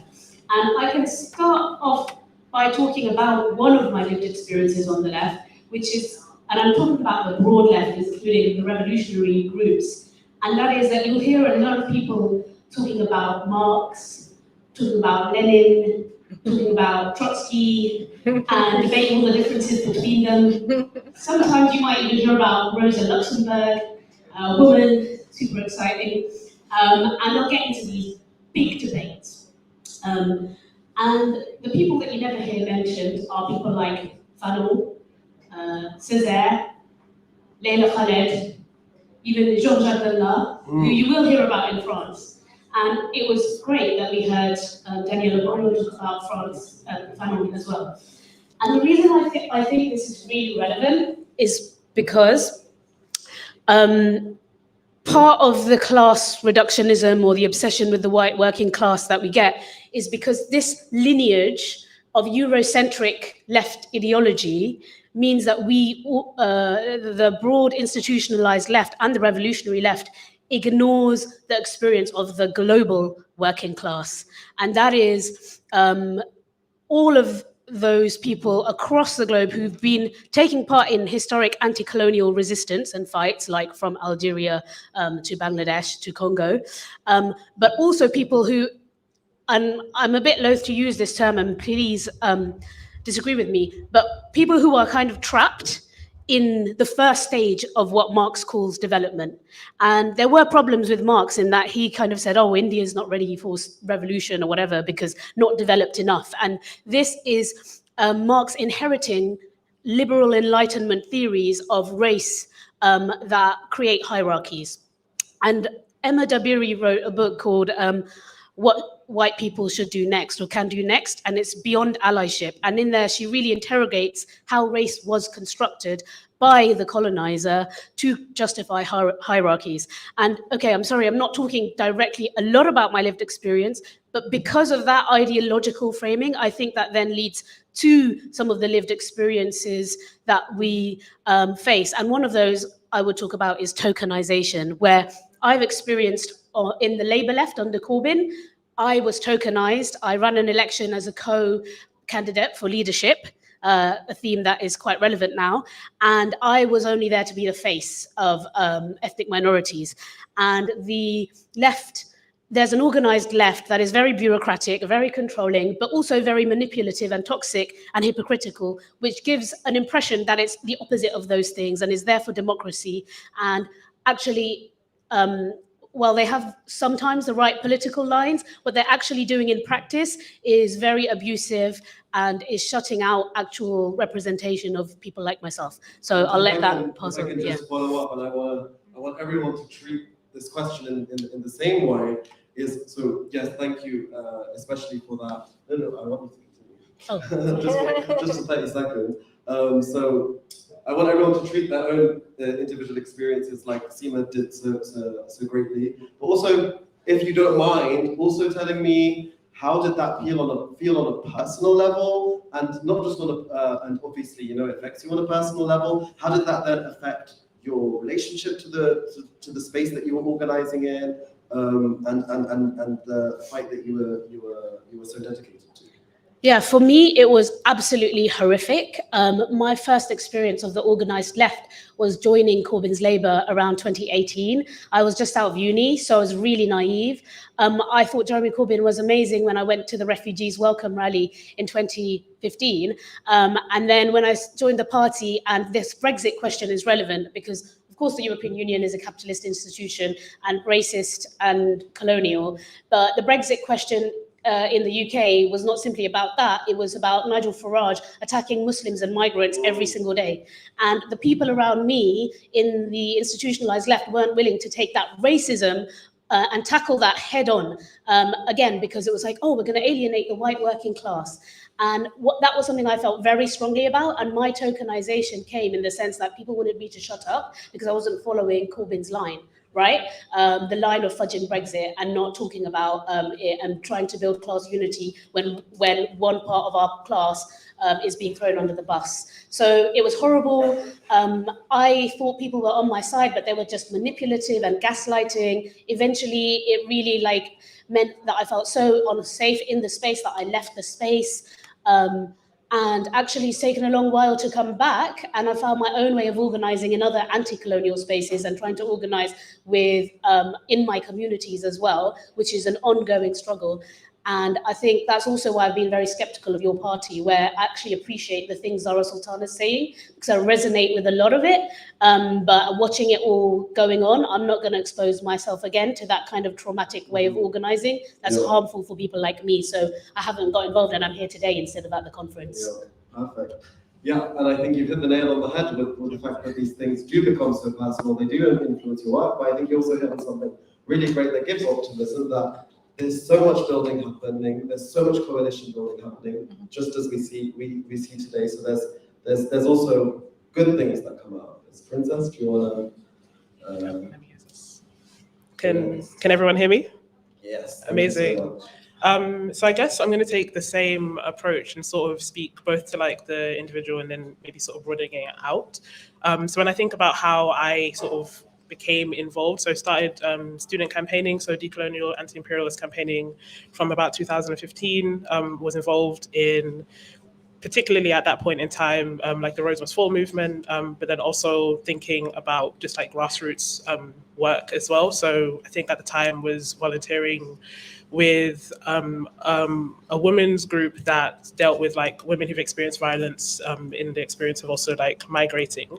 So those two things at the time. And I think probably my experience both as a student campaigner and then coming out of that into sort of the wider political movement is definitely finding myself, maybe because of my upbringing, so born in Hackney, finding myself almost coming from a place that historically has been a part of grassroots political movements, but then also finding myself one foot in my community, I would say, and then one foot in the political spaces that have kind of arisen from that community, and realizing the very clear divide. And I think speaks a lot to what you were saying around the over-intellectualization that is actually devoid of a lot of black and brown sort of thought.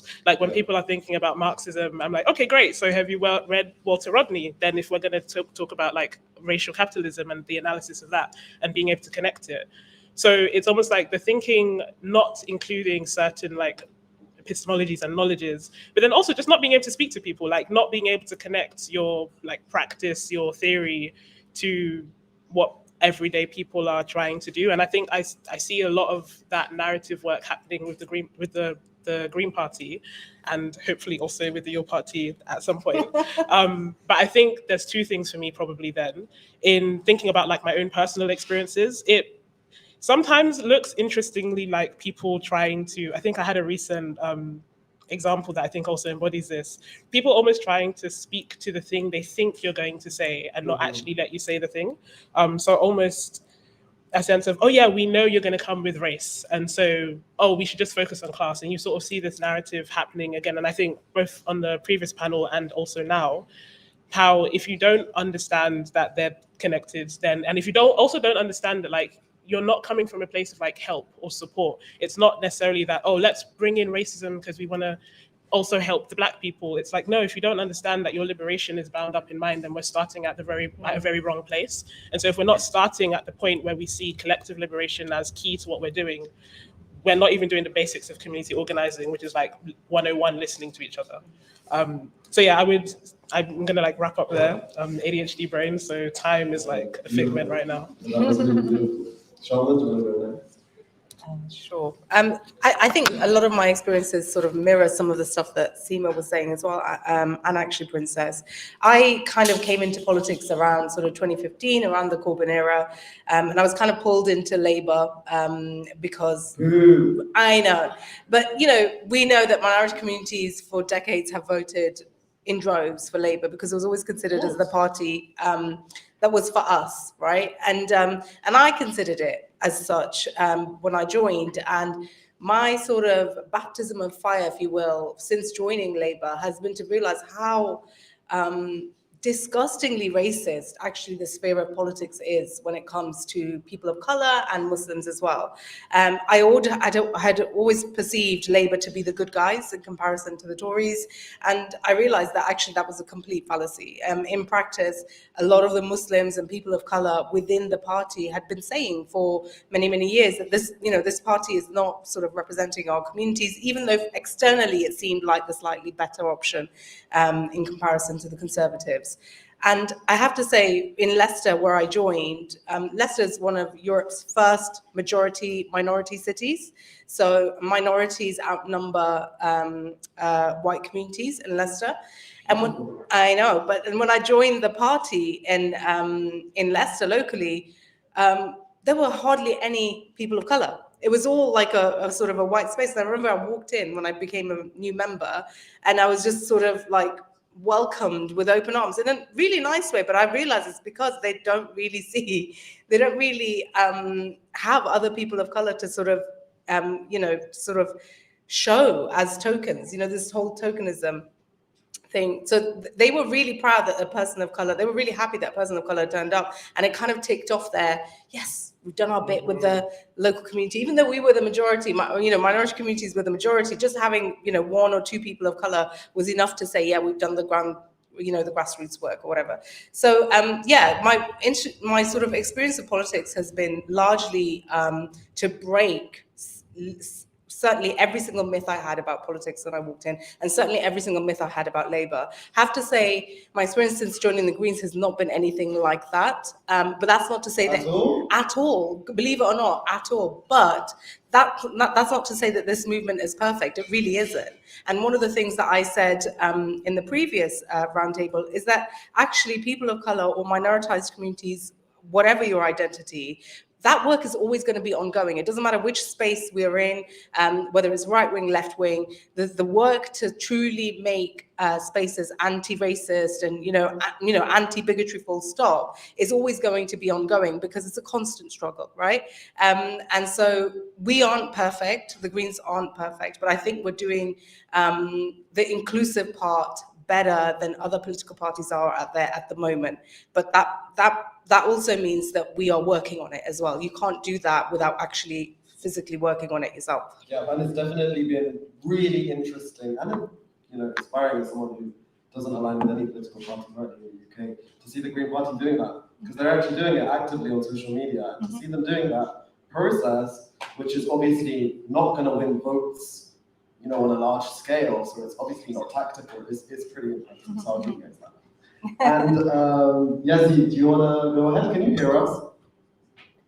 Yeah, sure. Can you hear me well? Yes, I can hear you. Perfect. Excellent. So first of all, I wanted to emphasize an element that is very important. I'm speaking from quite a particular position because I was actually born in Morocco.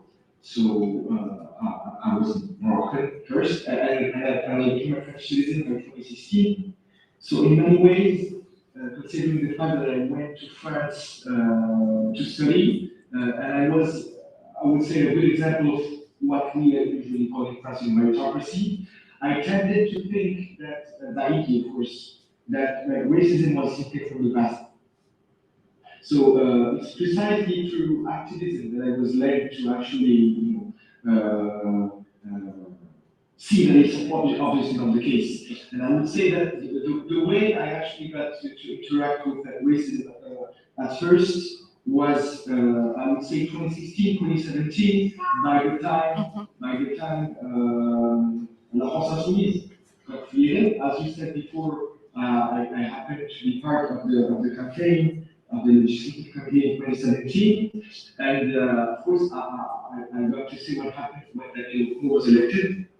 She went under, very harsh criticism by the media, and I would say that was not even criticism, it was a sort of harassment, of course, by the media and the people in power who were basically reproaching her anti-racist engagement.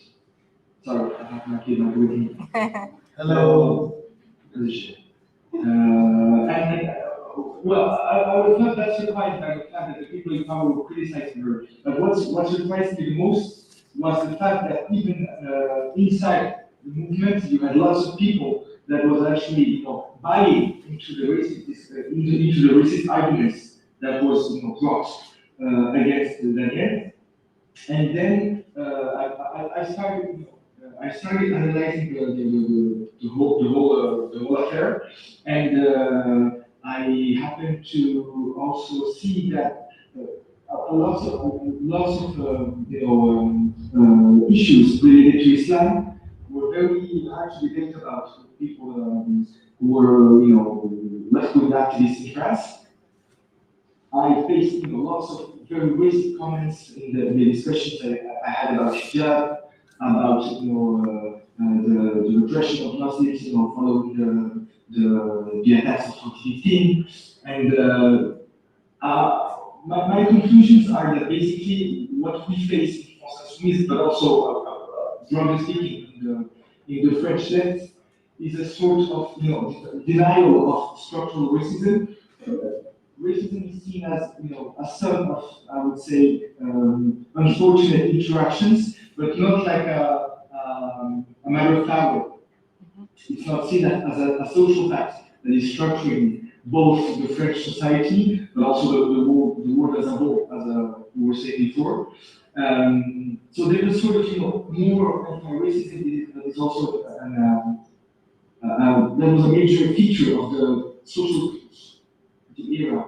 Of course, referring to the Betran-Makosso campaign, Do Not Touch My Friend, who was a sort of sentimental, very symbolic campaign, avoiding the actual confrontation with the state, and not very efficient when it comes to contesting structural racism against Muslims. And of course, as we were saying before, that there's also sort of there's a strategy of weaponizing Republican universalism in France, and Islamophobia is often framed as being the defense of secularism, and also there's lots of people that say they are entitled to criticize Islam, and that's the meaning they give to Islamophobia. But of course, no one actually talks seriously about the Islamic religion. It's of course a strategy to actually buy into the racist arguments of the bourgeoisie and the people in power in France. So these would be I would say the elements that triggered my involvement in the anti-racist movement as a militant. Yeah, that's really, really helpful, and especially for, I think, sketching the French context for our British comrades here. I can hugely relate to your experiences. It's on a personal level as well. Obviously, politically, it's hard, and you have to, handle that. And I think La France Insoumise, I think Paroles, I think they're all spaces where you see them doing that in a really interesting way. But it's also just personally, I can imagine extremely exhausting. And that's why, as Seema mentioned, it's important for us to also hold on to those alternative avenues that might be outside of the political party structures, Green Party, and also, the work that Paroles are doing, for example, which are like, okay, we're actually just going to do this ourselves. But I'm sure when you guys have started doing that work, you faced similar issues internally. So, we know that this is something that's not going to be solved, overnight, but it's really, it's something that you're all clearly working on, which is really, really beautiful to see. So just to hit the next point, we want to focus on anti-Blackness within the broader anti-racism movement. And so, I grew up in the South Asian community in the UK. We're the first to admit that, I know there is a huge amount of anti-Blackness within my own community, and I'm pretty sure that we can say the same for most other ethnic minority groups, whether they be in the UK, whether they be in France, have an inherent amount of anti-Blackness, and we can qualify that in a multitude of ways. We can debate that in terms of its relation to white supremacy, etc. But that's not what I want to do. I want to actually talk about how this anti-Blackness, operates. What is the limits that it creates in us actually effectively fighting racism and Islamophobia? Because something that often gets forgotten is the large population of French Black Muslims. And obviously Black Muslims also in the UK from a number of different backgrounds. So how does anti-Blackness persist within our spaces? For example, colorism, misogyny noire, the erasure of Black women, different tropes. And how do we combat that? Especially if we're outside of the community as allies, to effectively combat racism and Islamophobia as we all claim to be doing. So, does Princess want to start with that one? Can I just say one thing? We negotiated to overrun until 5:10. So you can, as originally planned, you can have longer speeches. Thank you so much. And please don't forget to speak in the two mics when you speak. Perfect. Yes. So we do have a bit longer, but please don't let us keep the conversation dynamic. So as we're doing now, it's perfect. And it just means we'll have more time to talk about things. Amazing. So what I think I will initially speak to is what opportunities are missed, and then the ways in which we sort of see it playing out. But ultimately, what I think we should, as a movement, still kind of be going back to. So to sort of start it off, essentially, we're missing opportunities for actual solidarity that turns our theories, our stories, our experiences into action, into actually changing, if you want to put it in the terms of the material conditions of the people who are experiencing. Are we allowed to swear on this, fuckeries? So I would say, essentially, when you're thinking about I always kind of like to posit it as what is the role or the function of this thing? So if we're talking about anti-Blackness within our movements, if we're talking anti-Blackness on an interpersonal level, the way I kind of like to think about oppression, and we think about this a lot when we're thinking about how we're teaching this to people, so Timbuktu learning circles, is through the 4 eyes of oppression. So what's happening at the internalized level, what's happening interpersonally, what's happening institutionally, and what's happening ideologically. And it just allows people to have a framework to think about the ways in which anti-Blackness is permeating our movements. So whether you're thinking about it from, oh, but we have a Black person on screen who's part of a political party who thinks they're an Essex girlie and is repeating very violent, hostile environment rhetoric. There's something happening at an internalized level that is ideological and also happening at the level of institution, state power. So it gives you a framework to think about that when we're thinking about even just the opportunities for solidarity when it comes to the Palestinian movement, for example. What does it look like to think about the role of Afro-Palestinians in that conversation? What does it look like to highlight the struggle of, I apologize, I forget his name, but part of the Filton 24, and thinking about the opportunities for us to kind of strategically create alliances on issues where both of us are experiencing these things. Because ultimately, I don't think you can never have enough like anti-racist trainings if you're not embedding it in your practices, if you're not taking that back home into your communities, and if you're not thinking about, okay, what does it look like if our communities don't quite agree, but we agree on these 10 things and we've shown them that we can win together and we win power? That ultimately will do more than just thinking, oh, but if we tell you the thing. And I think I draw on like advertising from this and like just psychology, thinking about like the whole like the rational man. Just because people know, oh yeah, this is bad or this is an easier route, doesn't necessarily mean that they take it on. So you can understand, oh, anti-Blackness is stopping us from building power. But what does it look like if your local community center is able to be kept because you were able to build power with local groups around you that didn't just speak to your specific sort of cultural or like religious background? So I think something that I'm ultimately always trying to connect it to is thinking about, if we understand that oppression is operating on 4 different levels, how are we communicating that to people and in the language that they actually understand? And then also, what are we doing tangibly to build solidarity across with other groups? So outside of just like the political party space. So something, speaking to like BLM UK that we're doing, is the anti-racist movement campaign working with Islamic Social Justice, Maslaha, but then also Right to Remain and Migrants Organized. Because what does it look like when you put the people, I know we spoke about intersectional politics, and I would just like to say something that I think is actually connected maybe to the anti-Blackness showing up is, what does it look like when people are rehashing either Black feminist thought, but not necessarily within the context or the spirit in which even that ideology was created? So if we think about intersectionality as something that's not just about representation, it's also about power and your position within that sort of power structure.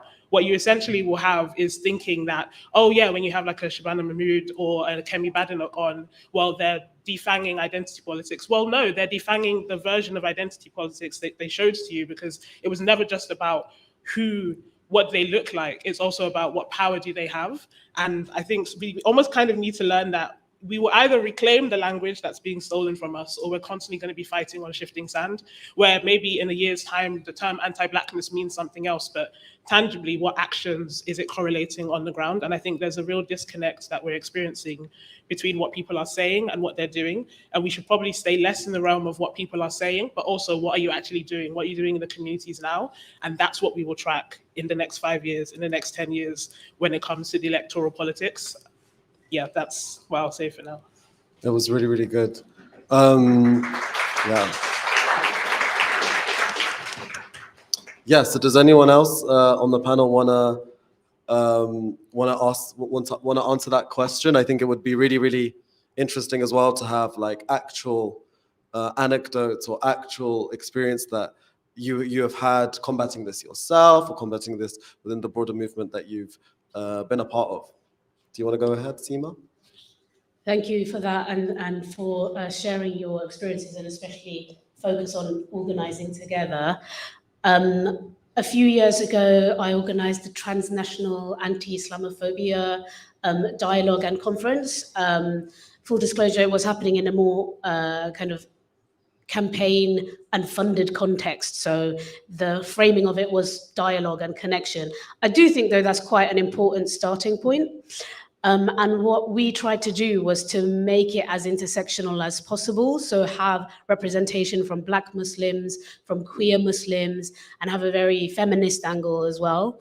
And it was transnational, so it included the UK, France, and Germany. And it was much easier to find Black Muslim representation from France, actually, than from the UK. And I think that's probably partly as the organizers, failing to not look hard enough in the UK, but also reflective of perhaps demographics and numbers.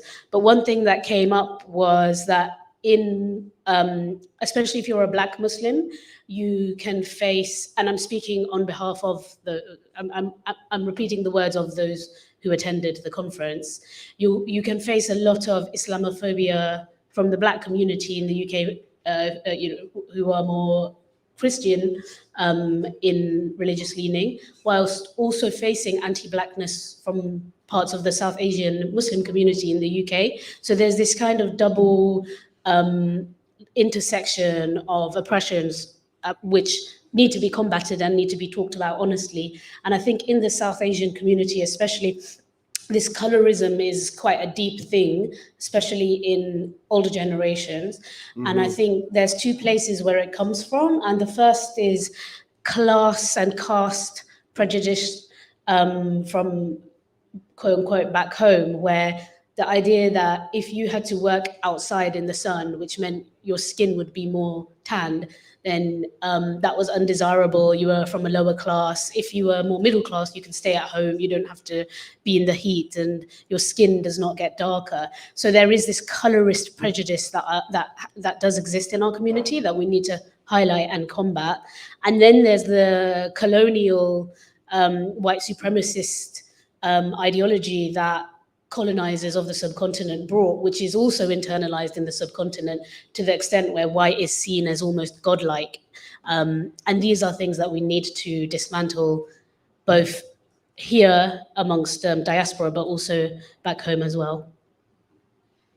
That was really great. Does anyone have any other points, or shall we move to the next? Move to the next, yeah. Okay, perfect. Thank you so much for that. We're going to just move to a bit of a different point of conversation based on the theme, of course. And this is about the genocide in Gaza. And so, unless you've been living under a rock within the leftist organizing movement, within the, obviously for the past, and this is what people always forget, for decades, the Palestine movement has been a bedrock for the progressive left, but especially within the past 2 years. And a lot of that has seen a lot of success for the Palestine movement, which has, ultimately been why, because of our people in Gaza, who are the ultimate reason for this success. As a result of this success, of the Palestinian question, of solidarity with Palestine, actually being popularized, we can say, within, left, at least the most progressive of the leftist movements. There is, of course, a number of different ways in which this process has exposed some ugly trends, such as the instrumentalization of the Palestinian cause, and of course no one is immune to that. We've seen that in election cycles, how the Palestinian cause has been, in the 2024 election in the UK and also the National Assembly elections in France. This was instrumentalized by elements of the left.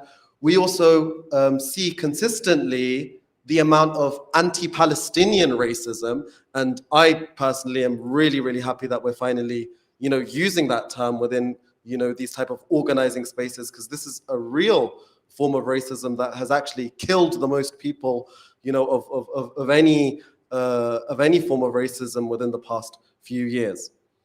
So how has the genocide in Gaza exposed the extent of course, anti-Palestinian racism and Islamophobia, because they are connected, in sections of the progressive left?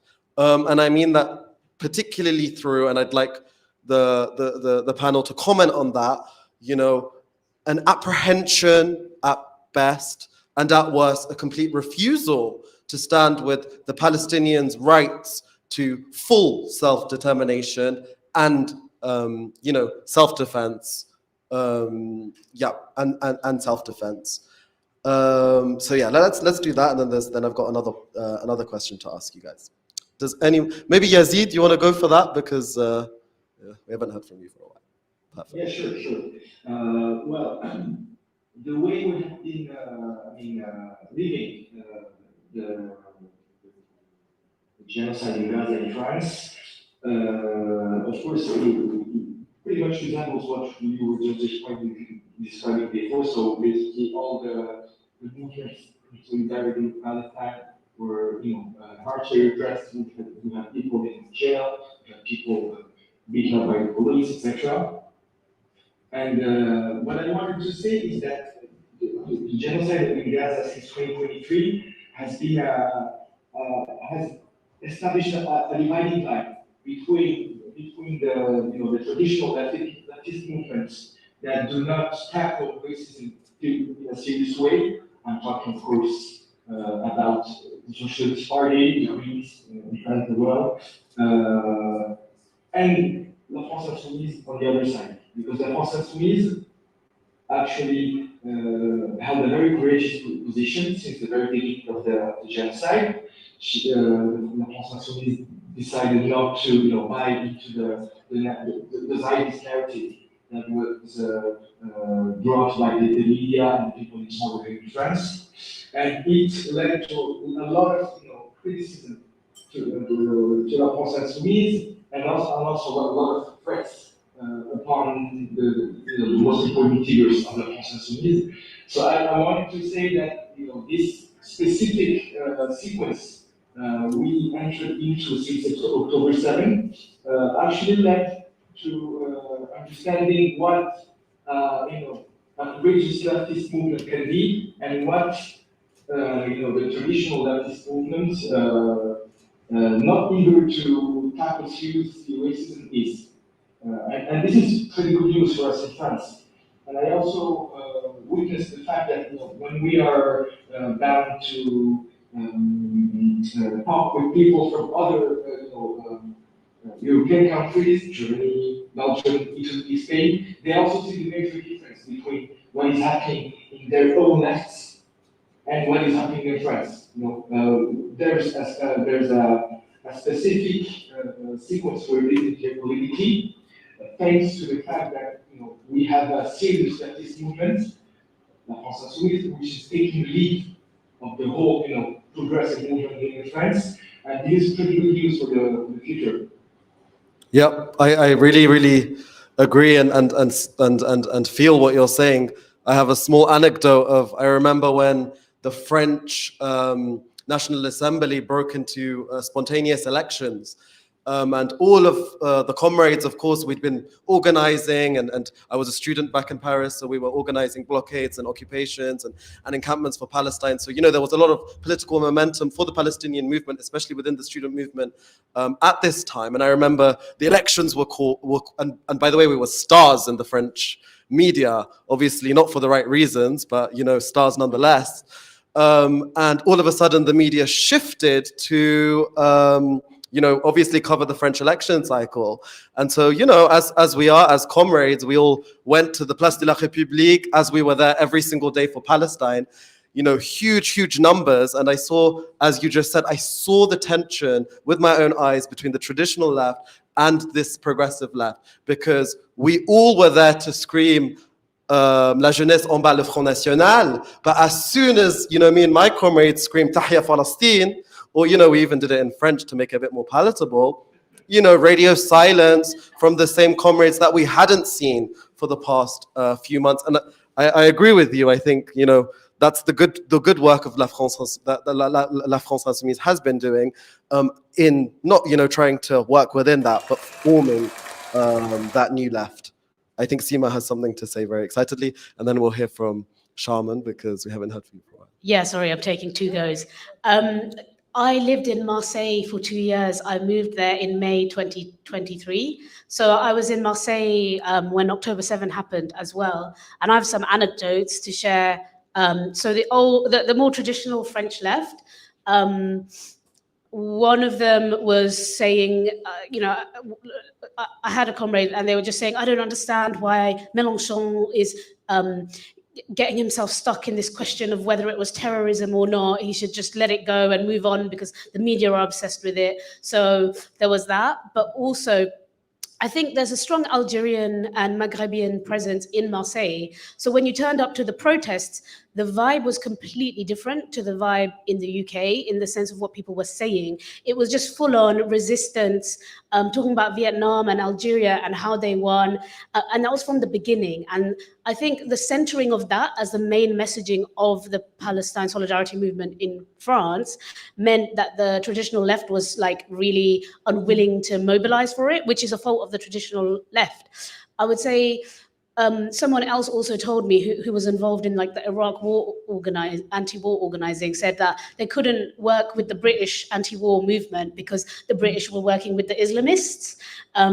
So basically that's just the fact that the British anti-war movement works with the Muslim community to mobilize against war, and that British anti-war movement has problems, as we know. So I think here in the UK, our movement is bigger because it did work with Muslim communities with the problems that had. In France, the movement is smaller because of that Islamophobia, but it is more radical because of that anti-colonial resistance ideology. Thanks. I 100% agree with you. When we're marching in Marseille or in Paris, we're marching behind a huge banner by the organization Urgence Palestine, which is the equivalent of the Palestinian Solidarity Campaign there. And La France Insoumise stands with Urgence Palestine, which is very, very beautiful to see. It says, Résistance anti-zioniste, anti-colonial, anti-Zionist resistance. And would we ever see that with these 100,000 people protests that we have, on a monthly basis here in London? I don't think so. I've also been in a lot of spats with organizers from the, these main groups that Seema was talking about. We're never going to see that here. And I think, what they've done in France is really impressive in doing what Seema says, is building that out. Do you want to? Yes, sorry. Do you want to give us some UK Green Party perspective on the position that you felt maybe about the anti-Palestinian racism and the Palestinian question, and I think specifically about how the Green Party has come to have its pretty admirable position on Palestine, but of course with room, because there are these ongoing conversations about the Green Party taking a specifically anti-Zionist position or not, and that's the difference we've seen between what Zara Sultana is saying about your party's position on Palestine and the Green Party's position. I think from my personal experience, there's been a marked shift between pre-genocide Palestinian activism and post-genocide Palestinian activism. So pre-genocide, I was in the Labour Party, and I remember talking about in a Labour meeting about the evictions in Sheikh Jarrah and the sort of uptick in violence during that time. And I had asked the Labour mayor at that point, alongside various other colleagues, to sort of issue a letter that was basically categoric in terms of where we stood as a Labour group. And there was a significant opposition to the tone of that letter.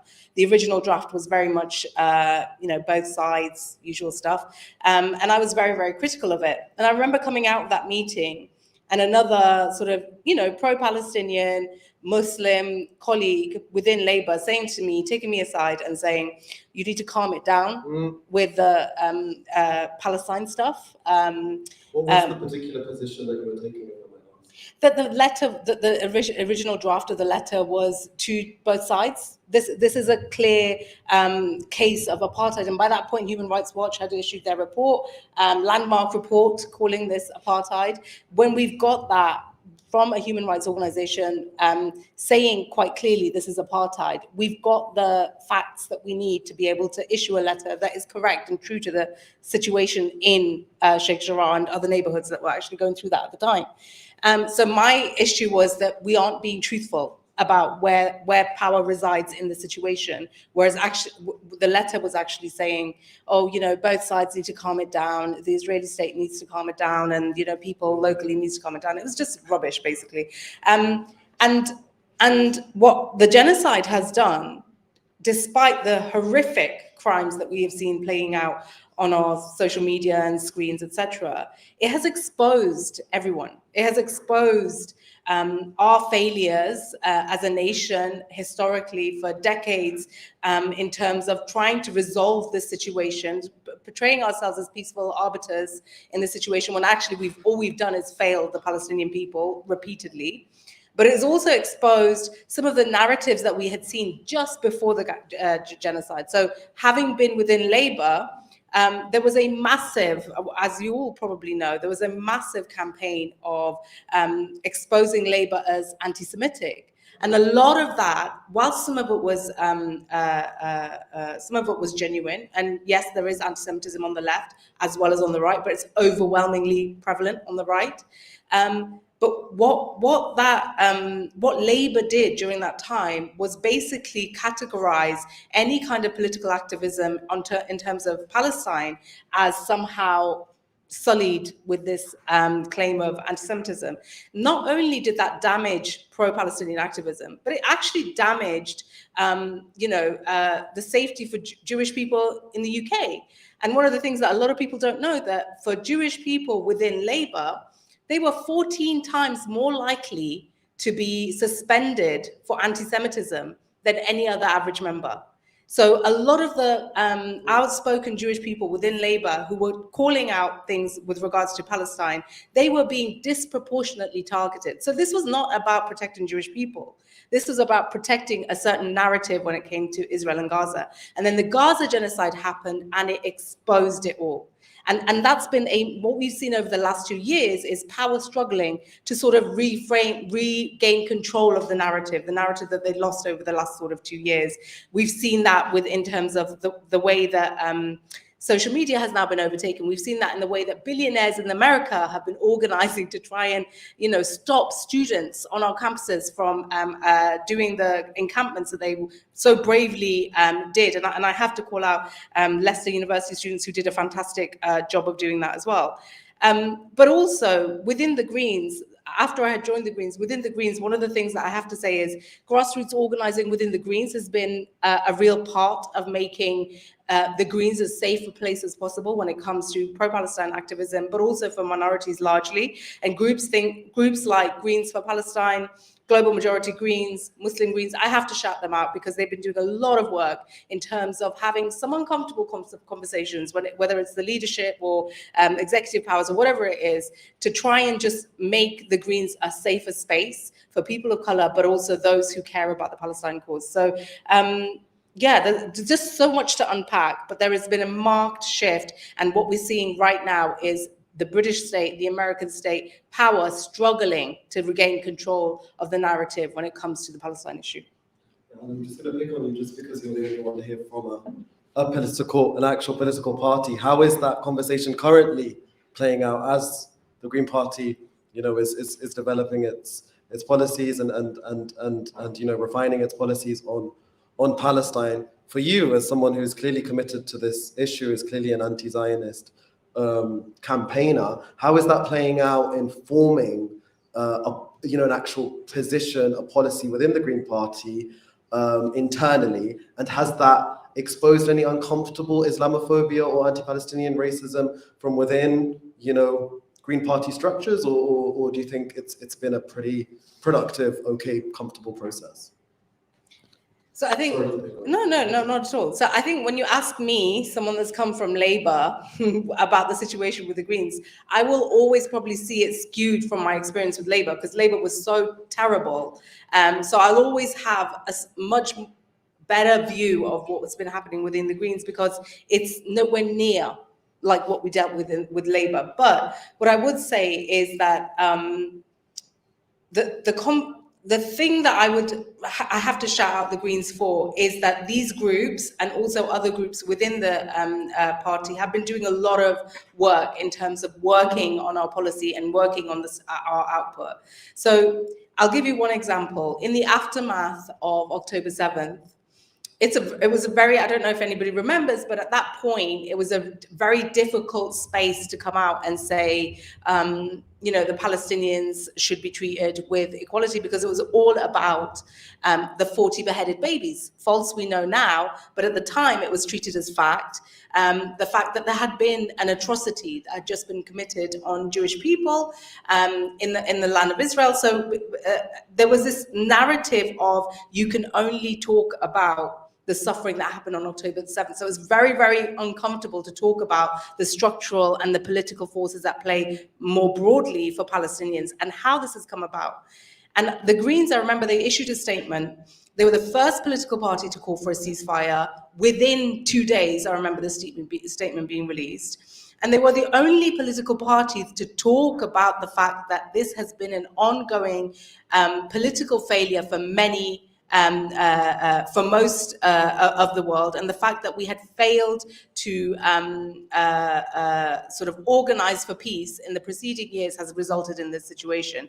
That was a take that was just completely unheard of in the political space, because nobody was willing to talk about it. Everybody was talking about the beheaded babies, you know, people killed, and of course atrocities, they did happen, but nobody was willing to talk about the context. It was almost, you know, you didn't have permission to do that, and the Greens did. So for me, that was a sign of a leadership, a position on taking a difficult position at a difficult time, but that was true to the facts on the ground.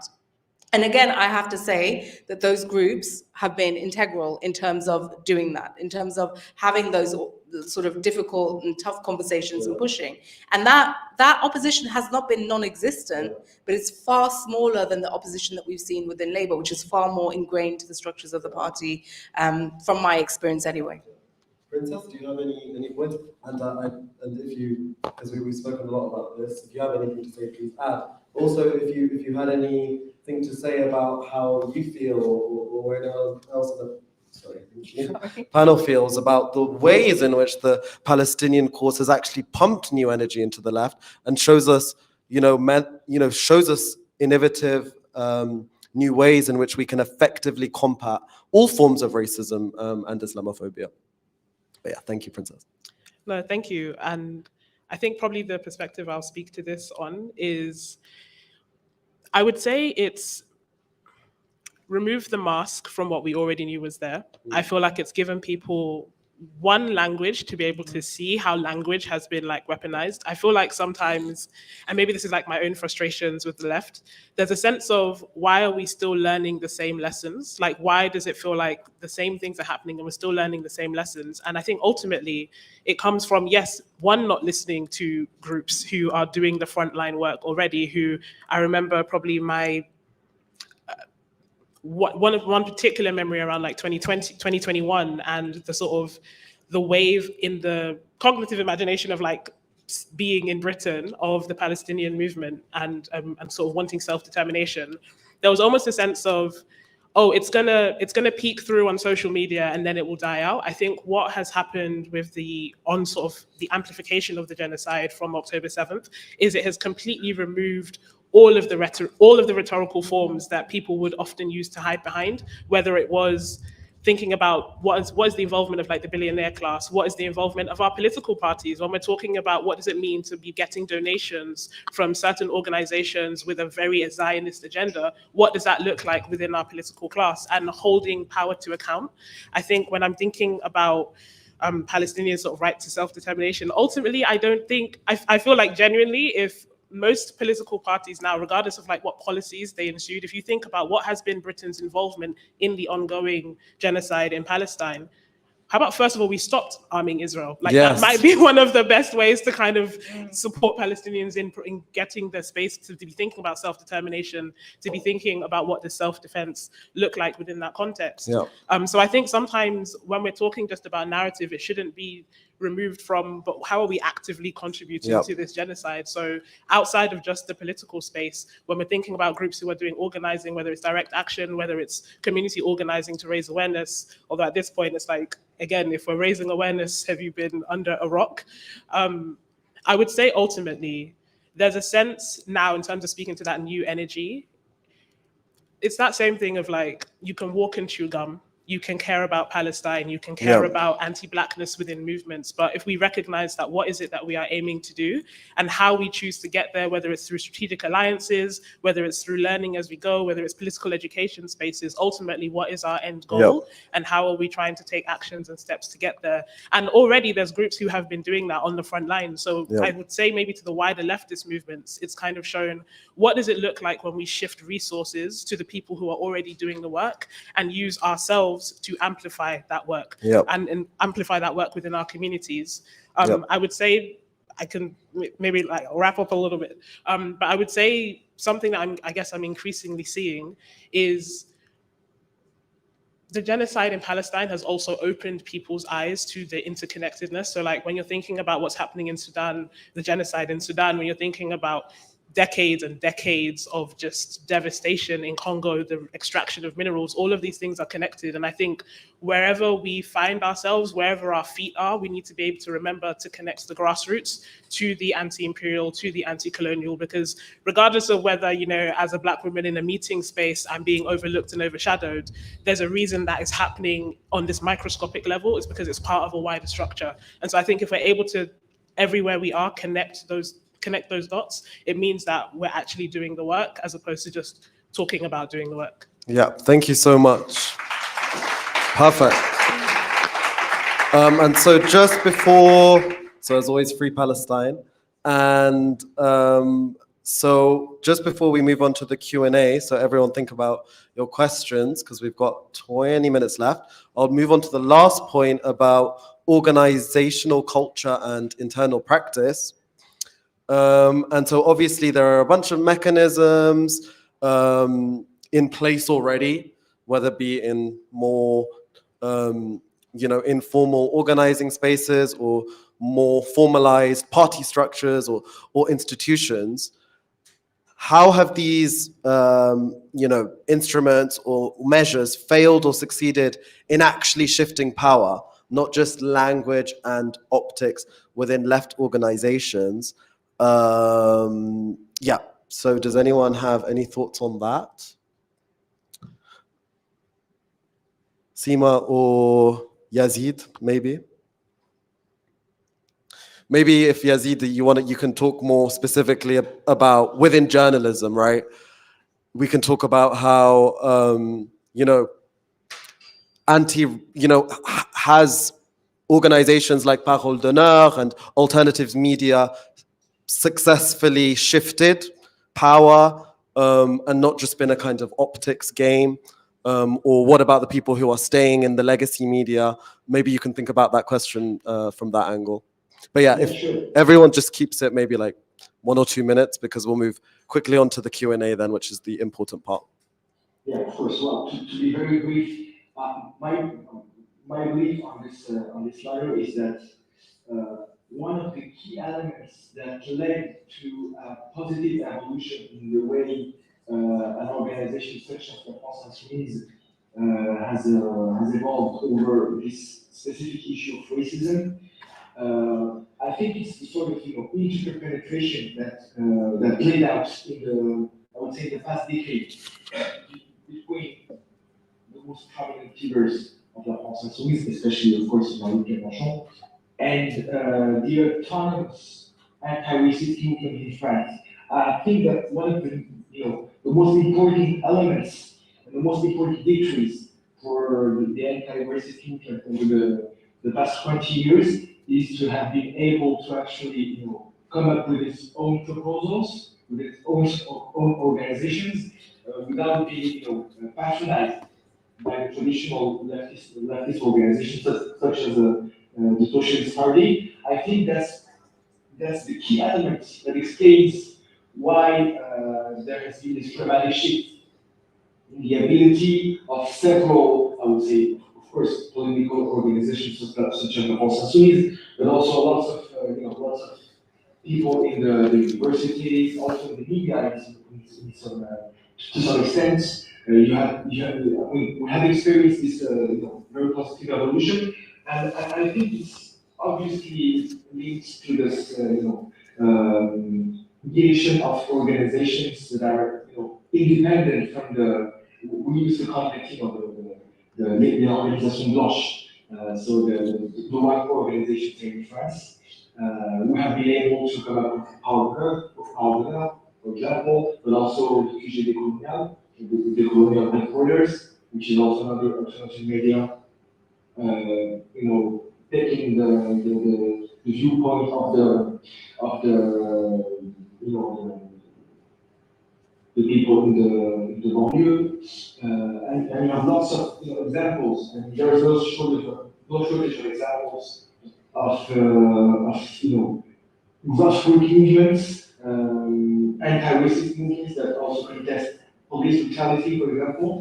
They have to be honest, play a key role in shifting the way some people in the leftist movement think about racism. Yeah, thank you. Does anyone else have any thoughts on that? Seema? And then we'll move on to the Q&A. Yeah, so in terms of how we organize, I think it does also follow on neatly from that previous discussion about the genocide in Gaza, but also looking at Sudan, looking at Congo, and looking at the uprisings all around the world. Actually, Bangladesh had an uprising, Nepal, and I think it's about now we have the tools, the digital tools, to actually amplify and connect all of these different struggles around the globe. And it might sound really utopian, but actually we can do it. And even before digital tools existed, this kind of global organizing was actually happening with people using the communication tools that they could. And so I think that we have to move on two levels. One is building meaningful connections between movements across borders, organizing with those movements. And I think what's happening in terms of Palestine and the direct action is linked up with that struggle, right? We can do that in a global way. And what you were saying earlier is going into our communities and reaching people where they are on their doorsteps and in spaces of solidarity in terms of what people need right now, the cost of living crisis that people are facing here. We can make community organizing that speaks to people's direct needs, and those spaces can then be spaces of dissemination and learning about what's happening in other parts of the world to hopefully then build a mutual solidarity aid kind of structure. Mm-hmm. That's where I think we could move with our organizing. Amazing. I think the theme of the day, organize, organize, organize, which we can all agree on. Yes, Princess, go ahead. I mean, just based on how you summarized it, I think that was ultimately going to be my point.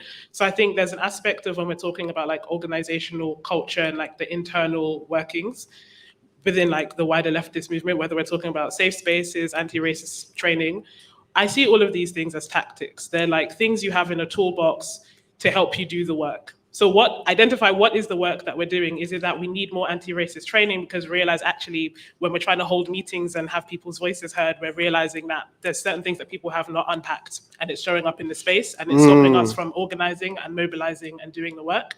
So make sure that your tactics, the things that you're bringing out of your toolkits fit the space and fit the needs of the space in order for you to do the work. If you're talking about, we need safe spaces and we want to make sure everyone's voice is heard, but everyone in the room is only safe because they've kicked some people out of the room and it's now not allowing you to mobilize and do the work, then it's understanding what do you mean by a safe space and for whom. And again, some of the slowing down to do some of the deeper community organizing work supports us in those moments where we need to mobilize, supports us in those moments where we need to take action. And so, yes, I would guess ultimately it is about organizing, but really unpacking what does that actually mean? How is the actions that we are taking on the day-to-day and the interpersonal connected to the wider struggle, and recognizing that if it's not supporting us to do the work, it's a roadblock, and that's what we need to be thinking around. How do we shift that? But yeah. Perfect. Thank you so much. So yeah, I think I did start this roundtable on a bit of a pessimistic note, talking about uncomfortable conversations, and we managed to end on a very optimistic point there, which is, I think, a testimony to our amazing panel. We'll give them a round of applause. And the quality of the work that all of the comrades are doing in France, in the UK, and around the world. And so now we want to just see with the audience, preferably questions. Obviously, we're leftists, so there's no such thing as a question without a bit of commentary, which I think is normal, by the way, because I think it's also a liberal trap sometimes when they try and make us just ask a question. Context is important. So if anyone does have a commentary/question, but more question, that would be really great to hear, and I'm sure the panel would be really, really excited to answer anything that anyone might have to say. We'll take them in threes. So do you want to go first?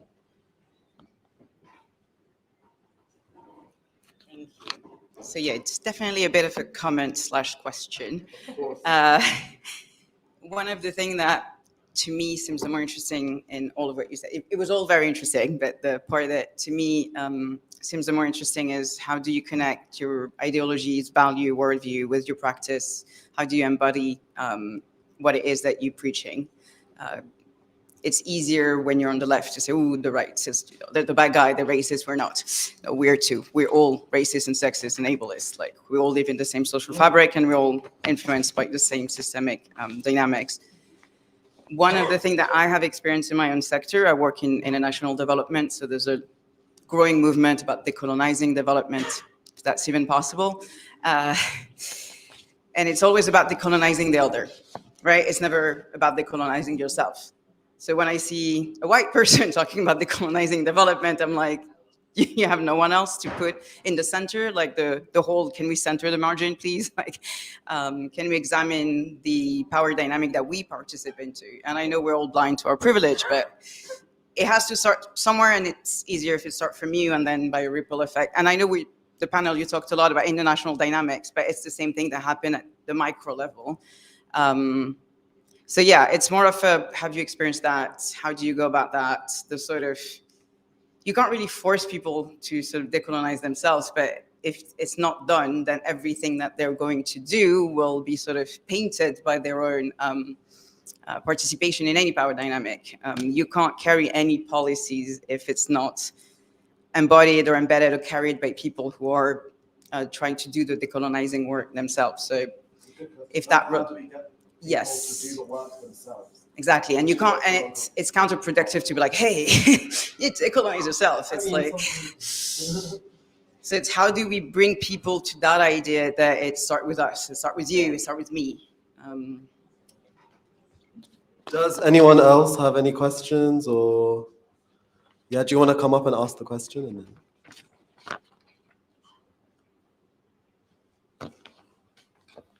you guys remember that question? Mm-hmm. Yeah. Thank you. Yeah. Okay. Hello. So my question is, maybe if you could share a bit of like personal experiences of how does Islamophobia look like, or what does it look like in the left? Like, how does it come across besides like tokenization? And also I think, as you were saying, like a lot of leftist movements tend to be secular and like uniting, they're like, there's other problems that we're uniting against, but what does it look like? How does it play out? I'm very curious in like a political kind of space, just because I can't really imagine it almost. Okay. But yeah, if you could share a little bit. Thank you. Thank you. So, oh yeah, do you wanna? We'll do three and then we'll do some answers. Hello, fantastic panel and great contribution from the people here. I guess my question, it turns more on that dichotomy between the interpersonal and the international, and that understanding that how systems of oppression operate is something that we, as existing in the society that we live in, internalize it to a degree. So how do we get the people that are most affected by the systems of oppression to be actually listened to on a wider scale?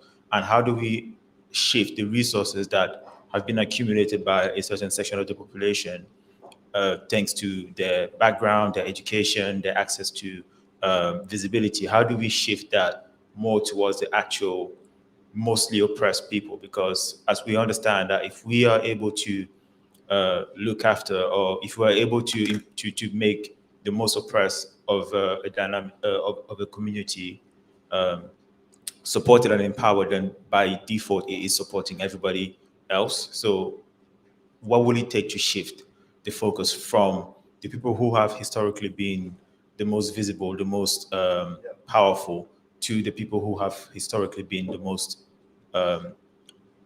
disenfranchised and marginalized and invisibilized? Yeah. Real, very big question. Okay, so I think number one was how do we get people to basically do that uncomfortable work of decolonizing themselves? Does anyone want to go first? And we've got 10 minutes, so let's try and keep everything really, really brief. Hello. I can maybe speak to some of that. So I feel like some of so just kind of like play back the question that you asked, right? So thinking about how can we get individuals to decolonize themselves? I would say, first of all, it's kind of understanding that none of the colonial ways that have been imparted on us happened in a vacuum, neither did they happen to us on like an individual level. So when we're thinking about how is it that we are going to dismantle something in the mind of someone, it's like, okay, but what are the structures you are creating to make that work easier? So what are the resources you're providing? What are the training you're providing? So that's what I meant by like, what is the problem you're trying to solve, because it's going to help you do the work, and then identifying what tools do you need in order to allow that to happen. So if it's, oh, we're having a meeting and this person's showing up and their contributions, they're not able to see that they're basically regurgitating eco-fascism when we're talking about the climate crisis, when we're talking about migration. What does it look like within identifying the arena that you're in, essentially identifying, okay, cool, we're in an institution where we have these policies. Maybe it looks like reforming your meetings and being like, we're going to have a section where we reflect on this question and it's tied to our interpersonal experiences, whether you want to go down the privilege and positionality route. But I would say when we're thinking about shifting individuals' mindsets, thinking of it from like a systemic approach still, what are the structures you are providing to make that easier for them? Otherwise, you're expecting someone to do the work when they can't even see there's a problem. And if you need that problem to be solved because you need it to be easier to do the work, then it's kind of, again, without necessarily saying, oh, the onus is on you, but then sometimes it looks like, if you know that we do, to some extent, have allies within this space who are less on the margins of like, oh yeah, you need to produce these resources. What does it look like to ask people to support you to do that? This is a problem that we're facing. These are resources we need. So sometimes when I'm thinking about like the wider ecosystem that we are creating, and going back to that question I mentioned earlier of, it feels like we keep trying to answer the same questions. Many of these resources have been created. People are just not necessarily using them, don't have access to them, aren't being signposted. What does it look like for us to be in more communication with each other to provide people the specific tools that are needed to solve that problem? And ultimately, yeah, I would say thinking about, I guess, power in that respect. Like I know I'm speaking maybe to your particular point, but maybe zooming slightly wider, is if you recognize that people have power and are not doing the work that you would require for them to shift things, then what are you willing to almost like, what's the cost of them shifting? And then how do you make it more costly for them not to shift? But yeah. Yep. Perfect. Does someone want to touch on the second question on how does Islamophobia, it's quite a big question, but how does Islamophobia, maybe on a very rapid and surface level way, show up in leftist spaces? I think that can be even answered in terms of like very practical things, in terms of lack of prayer space in the world transformed is something that I think of. Or even here. Yeah. I think when it comes to left spaces, one of the things that I've seen that quite often happen is we talk about Islamophobia. Everyone's committed to fighting Islamophobia, but quite often Muslims aren't given the space to talk about it themselves. So we will do it, we will be committed to it. And quite often I've found with other Muslim people on the left is that they feel like they themselves are overlooked, and basically their sort of advocacy is done for them by other well-meaning people on the left. But also tone policing. I don't know if anybody else has encountered this, but with the sort of, say for instance, the pro-Palestinian movement over the last 2 years, obviously there's been a big component of Muslims that are very, very passionate about this issue. And often, because of Muslims being Muslims, some of the lens that they see the Palestine issue through is a religious lens. And sometimes in spaces when they talk about it through a religious lens, people are quick to shut it down, saying, no, this is a political situation. You don't need to talk about it through that lens. And I think we have to make that permissible, because that's somebody else's lived reality. That's that Muslim person's lived reality of how they came to this movement, of why they care about Palestine. And that should be not only permissible, but it should be allowed to flourish, because that is how we grow our movements. It doesn't matter how you come to this movement. If you care about the rights of Palestinians, whichever lens you see it through, they should be welcomed. So sometimes the tone policing of how we advocate for certain issues is sometimes an issue that I think fellow Muslims have definitely raised. And 100%. And just the last point, on the last question about how to be listened to, get people to be listened to, I think we have to meet people where they are. Before I joined politics, I had no interest in joining politics. I had no interest in being part of organized, politics at all. But the one thing I did get involved in was my children's school was being academized. So I knew that basically this was going to allow essentially the privatization of my children's school to happen. And I was firmly against it. Education is a right, and it should be completely universal, and it is a public good that should be provided by the public sector. So I got involved. I ended up accidentally leading that campaign. I had no sort of political aspirations or no, at that point I was a carer for two elderly people who were sort of very, very unwell. One was disabled, one was terminally ill. I had three children under the age, sort of 5 and under at that point. I had no business getting involved in anything political or grassroots activism based. But because of the fact that I felt so strongly about my kids' school being privatized, essentially, I had to get involved. And I ended up leading this campaign with other parents on the playground. And again, it was mainly, parents that have come from, immigrant communities who were essentially left out of the sort of consultation process, because most of the consultation was done in English. And so they were de facto left out, because for a lot of them, English was their second language. And so we need to think that we need to basically move outside of just the political paradigm when it comes to growing and building solidarity. We need to basically fight the campaigns that actually matter to people. So going into neighborhoods, seeing what impacts them, saving their neighborhoods, saving their playgrounds. There's a massive, massive trend of public services being basically shut down. So in Leicester, we've got all of the publicly available playgrounds that are often used by working class communities, especially working class communities of color. They are basically on the brink of being closed down. We need to be involved in those campaigns in order to be able to speak to something that directly impacts people's lives. So yeah, realizing that it's not just in the political paradigm that we have to fight. We have to fight people where they are and with their direct suffering as well. Yeah, thank you so much for that. And yeah, I think you hit the nail on the head. And yeah, as I said, as someone who's had the misfortune of living in France, I think that is just something that always I felt, just leave us alone, just leave Muslims alone. But that's then what we're forced to do. Sadly, it's often not our choice. We've got to then just, do the work and fight back. So there's also a lot to learn from our community. So I really appreciate that point. Does someone want to answer the last question, and we'll end there? It was the last comrade's question was how do we center the experience of the most oppressed and shift things? I think we've got 2 minutes. So if anyone wants to answer that, how do we shift those hegemonic narratives? Very big question, but yeah. I can try to answer if you want.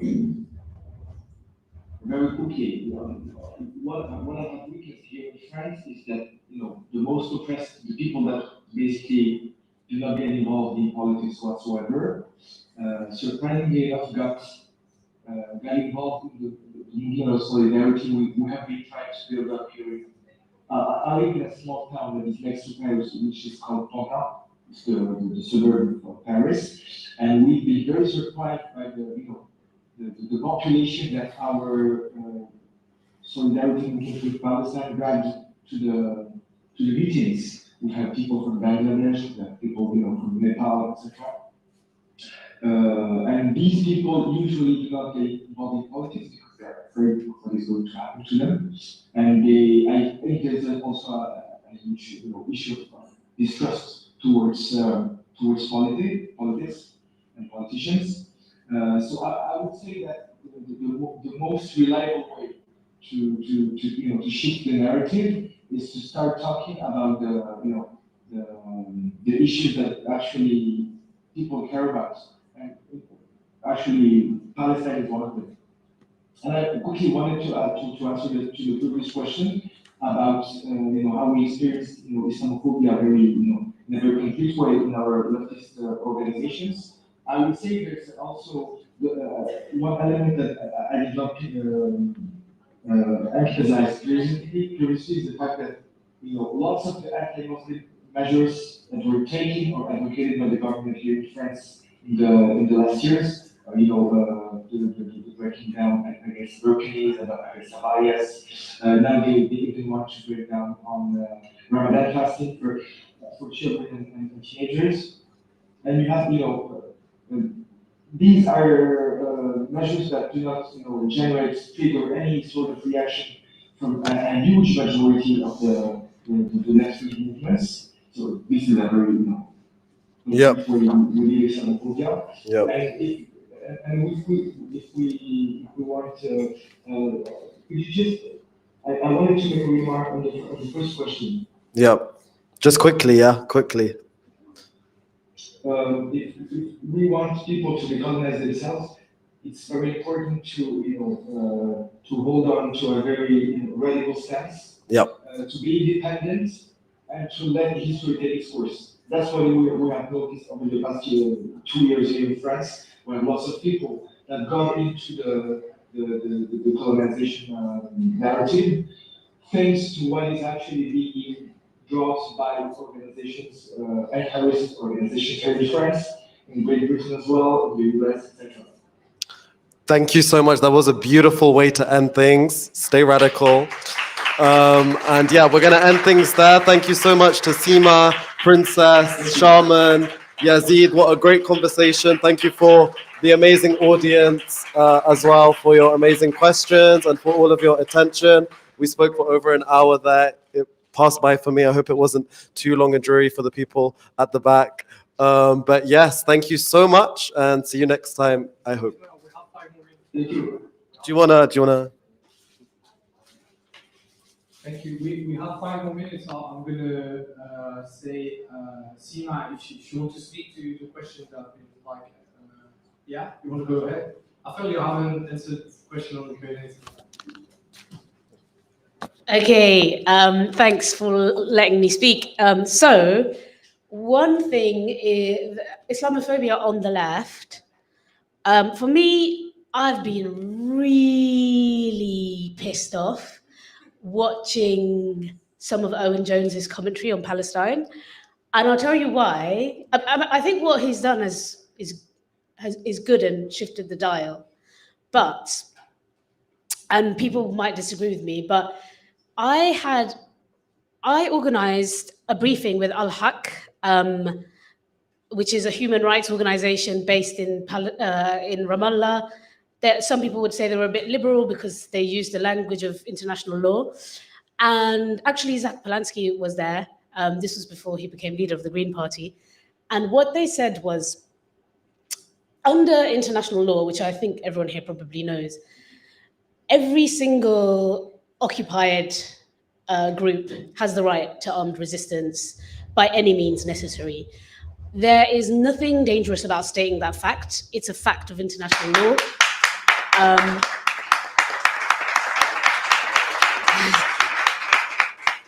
It's a fact that's been confirmed by the UN multiple times, and therefore even the liberal institutions of empire recognize this fact, partly because it was negotiated by colonized nations. So this is something that people on the British left are too scared to say.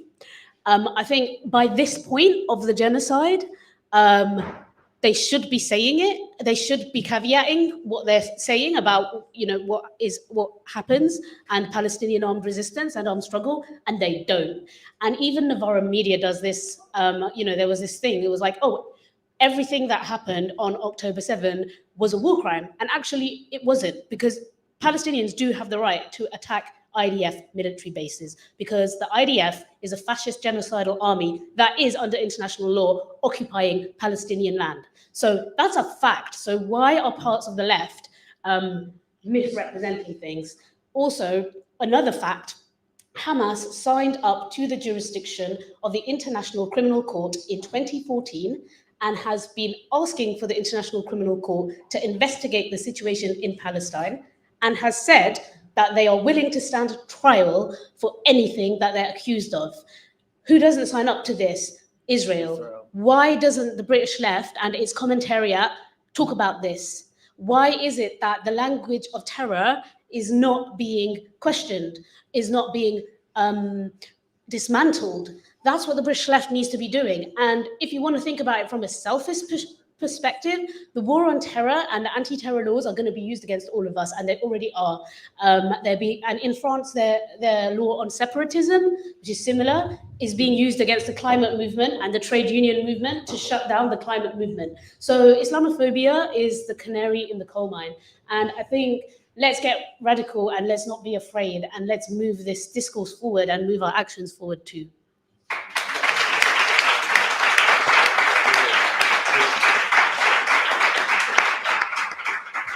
Thank you so much, guys. Thank you.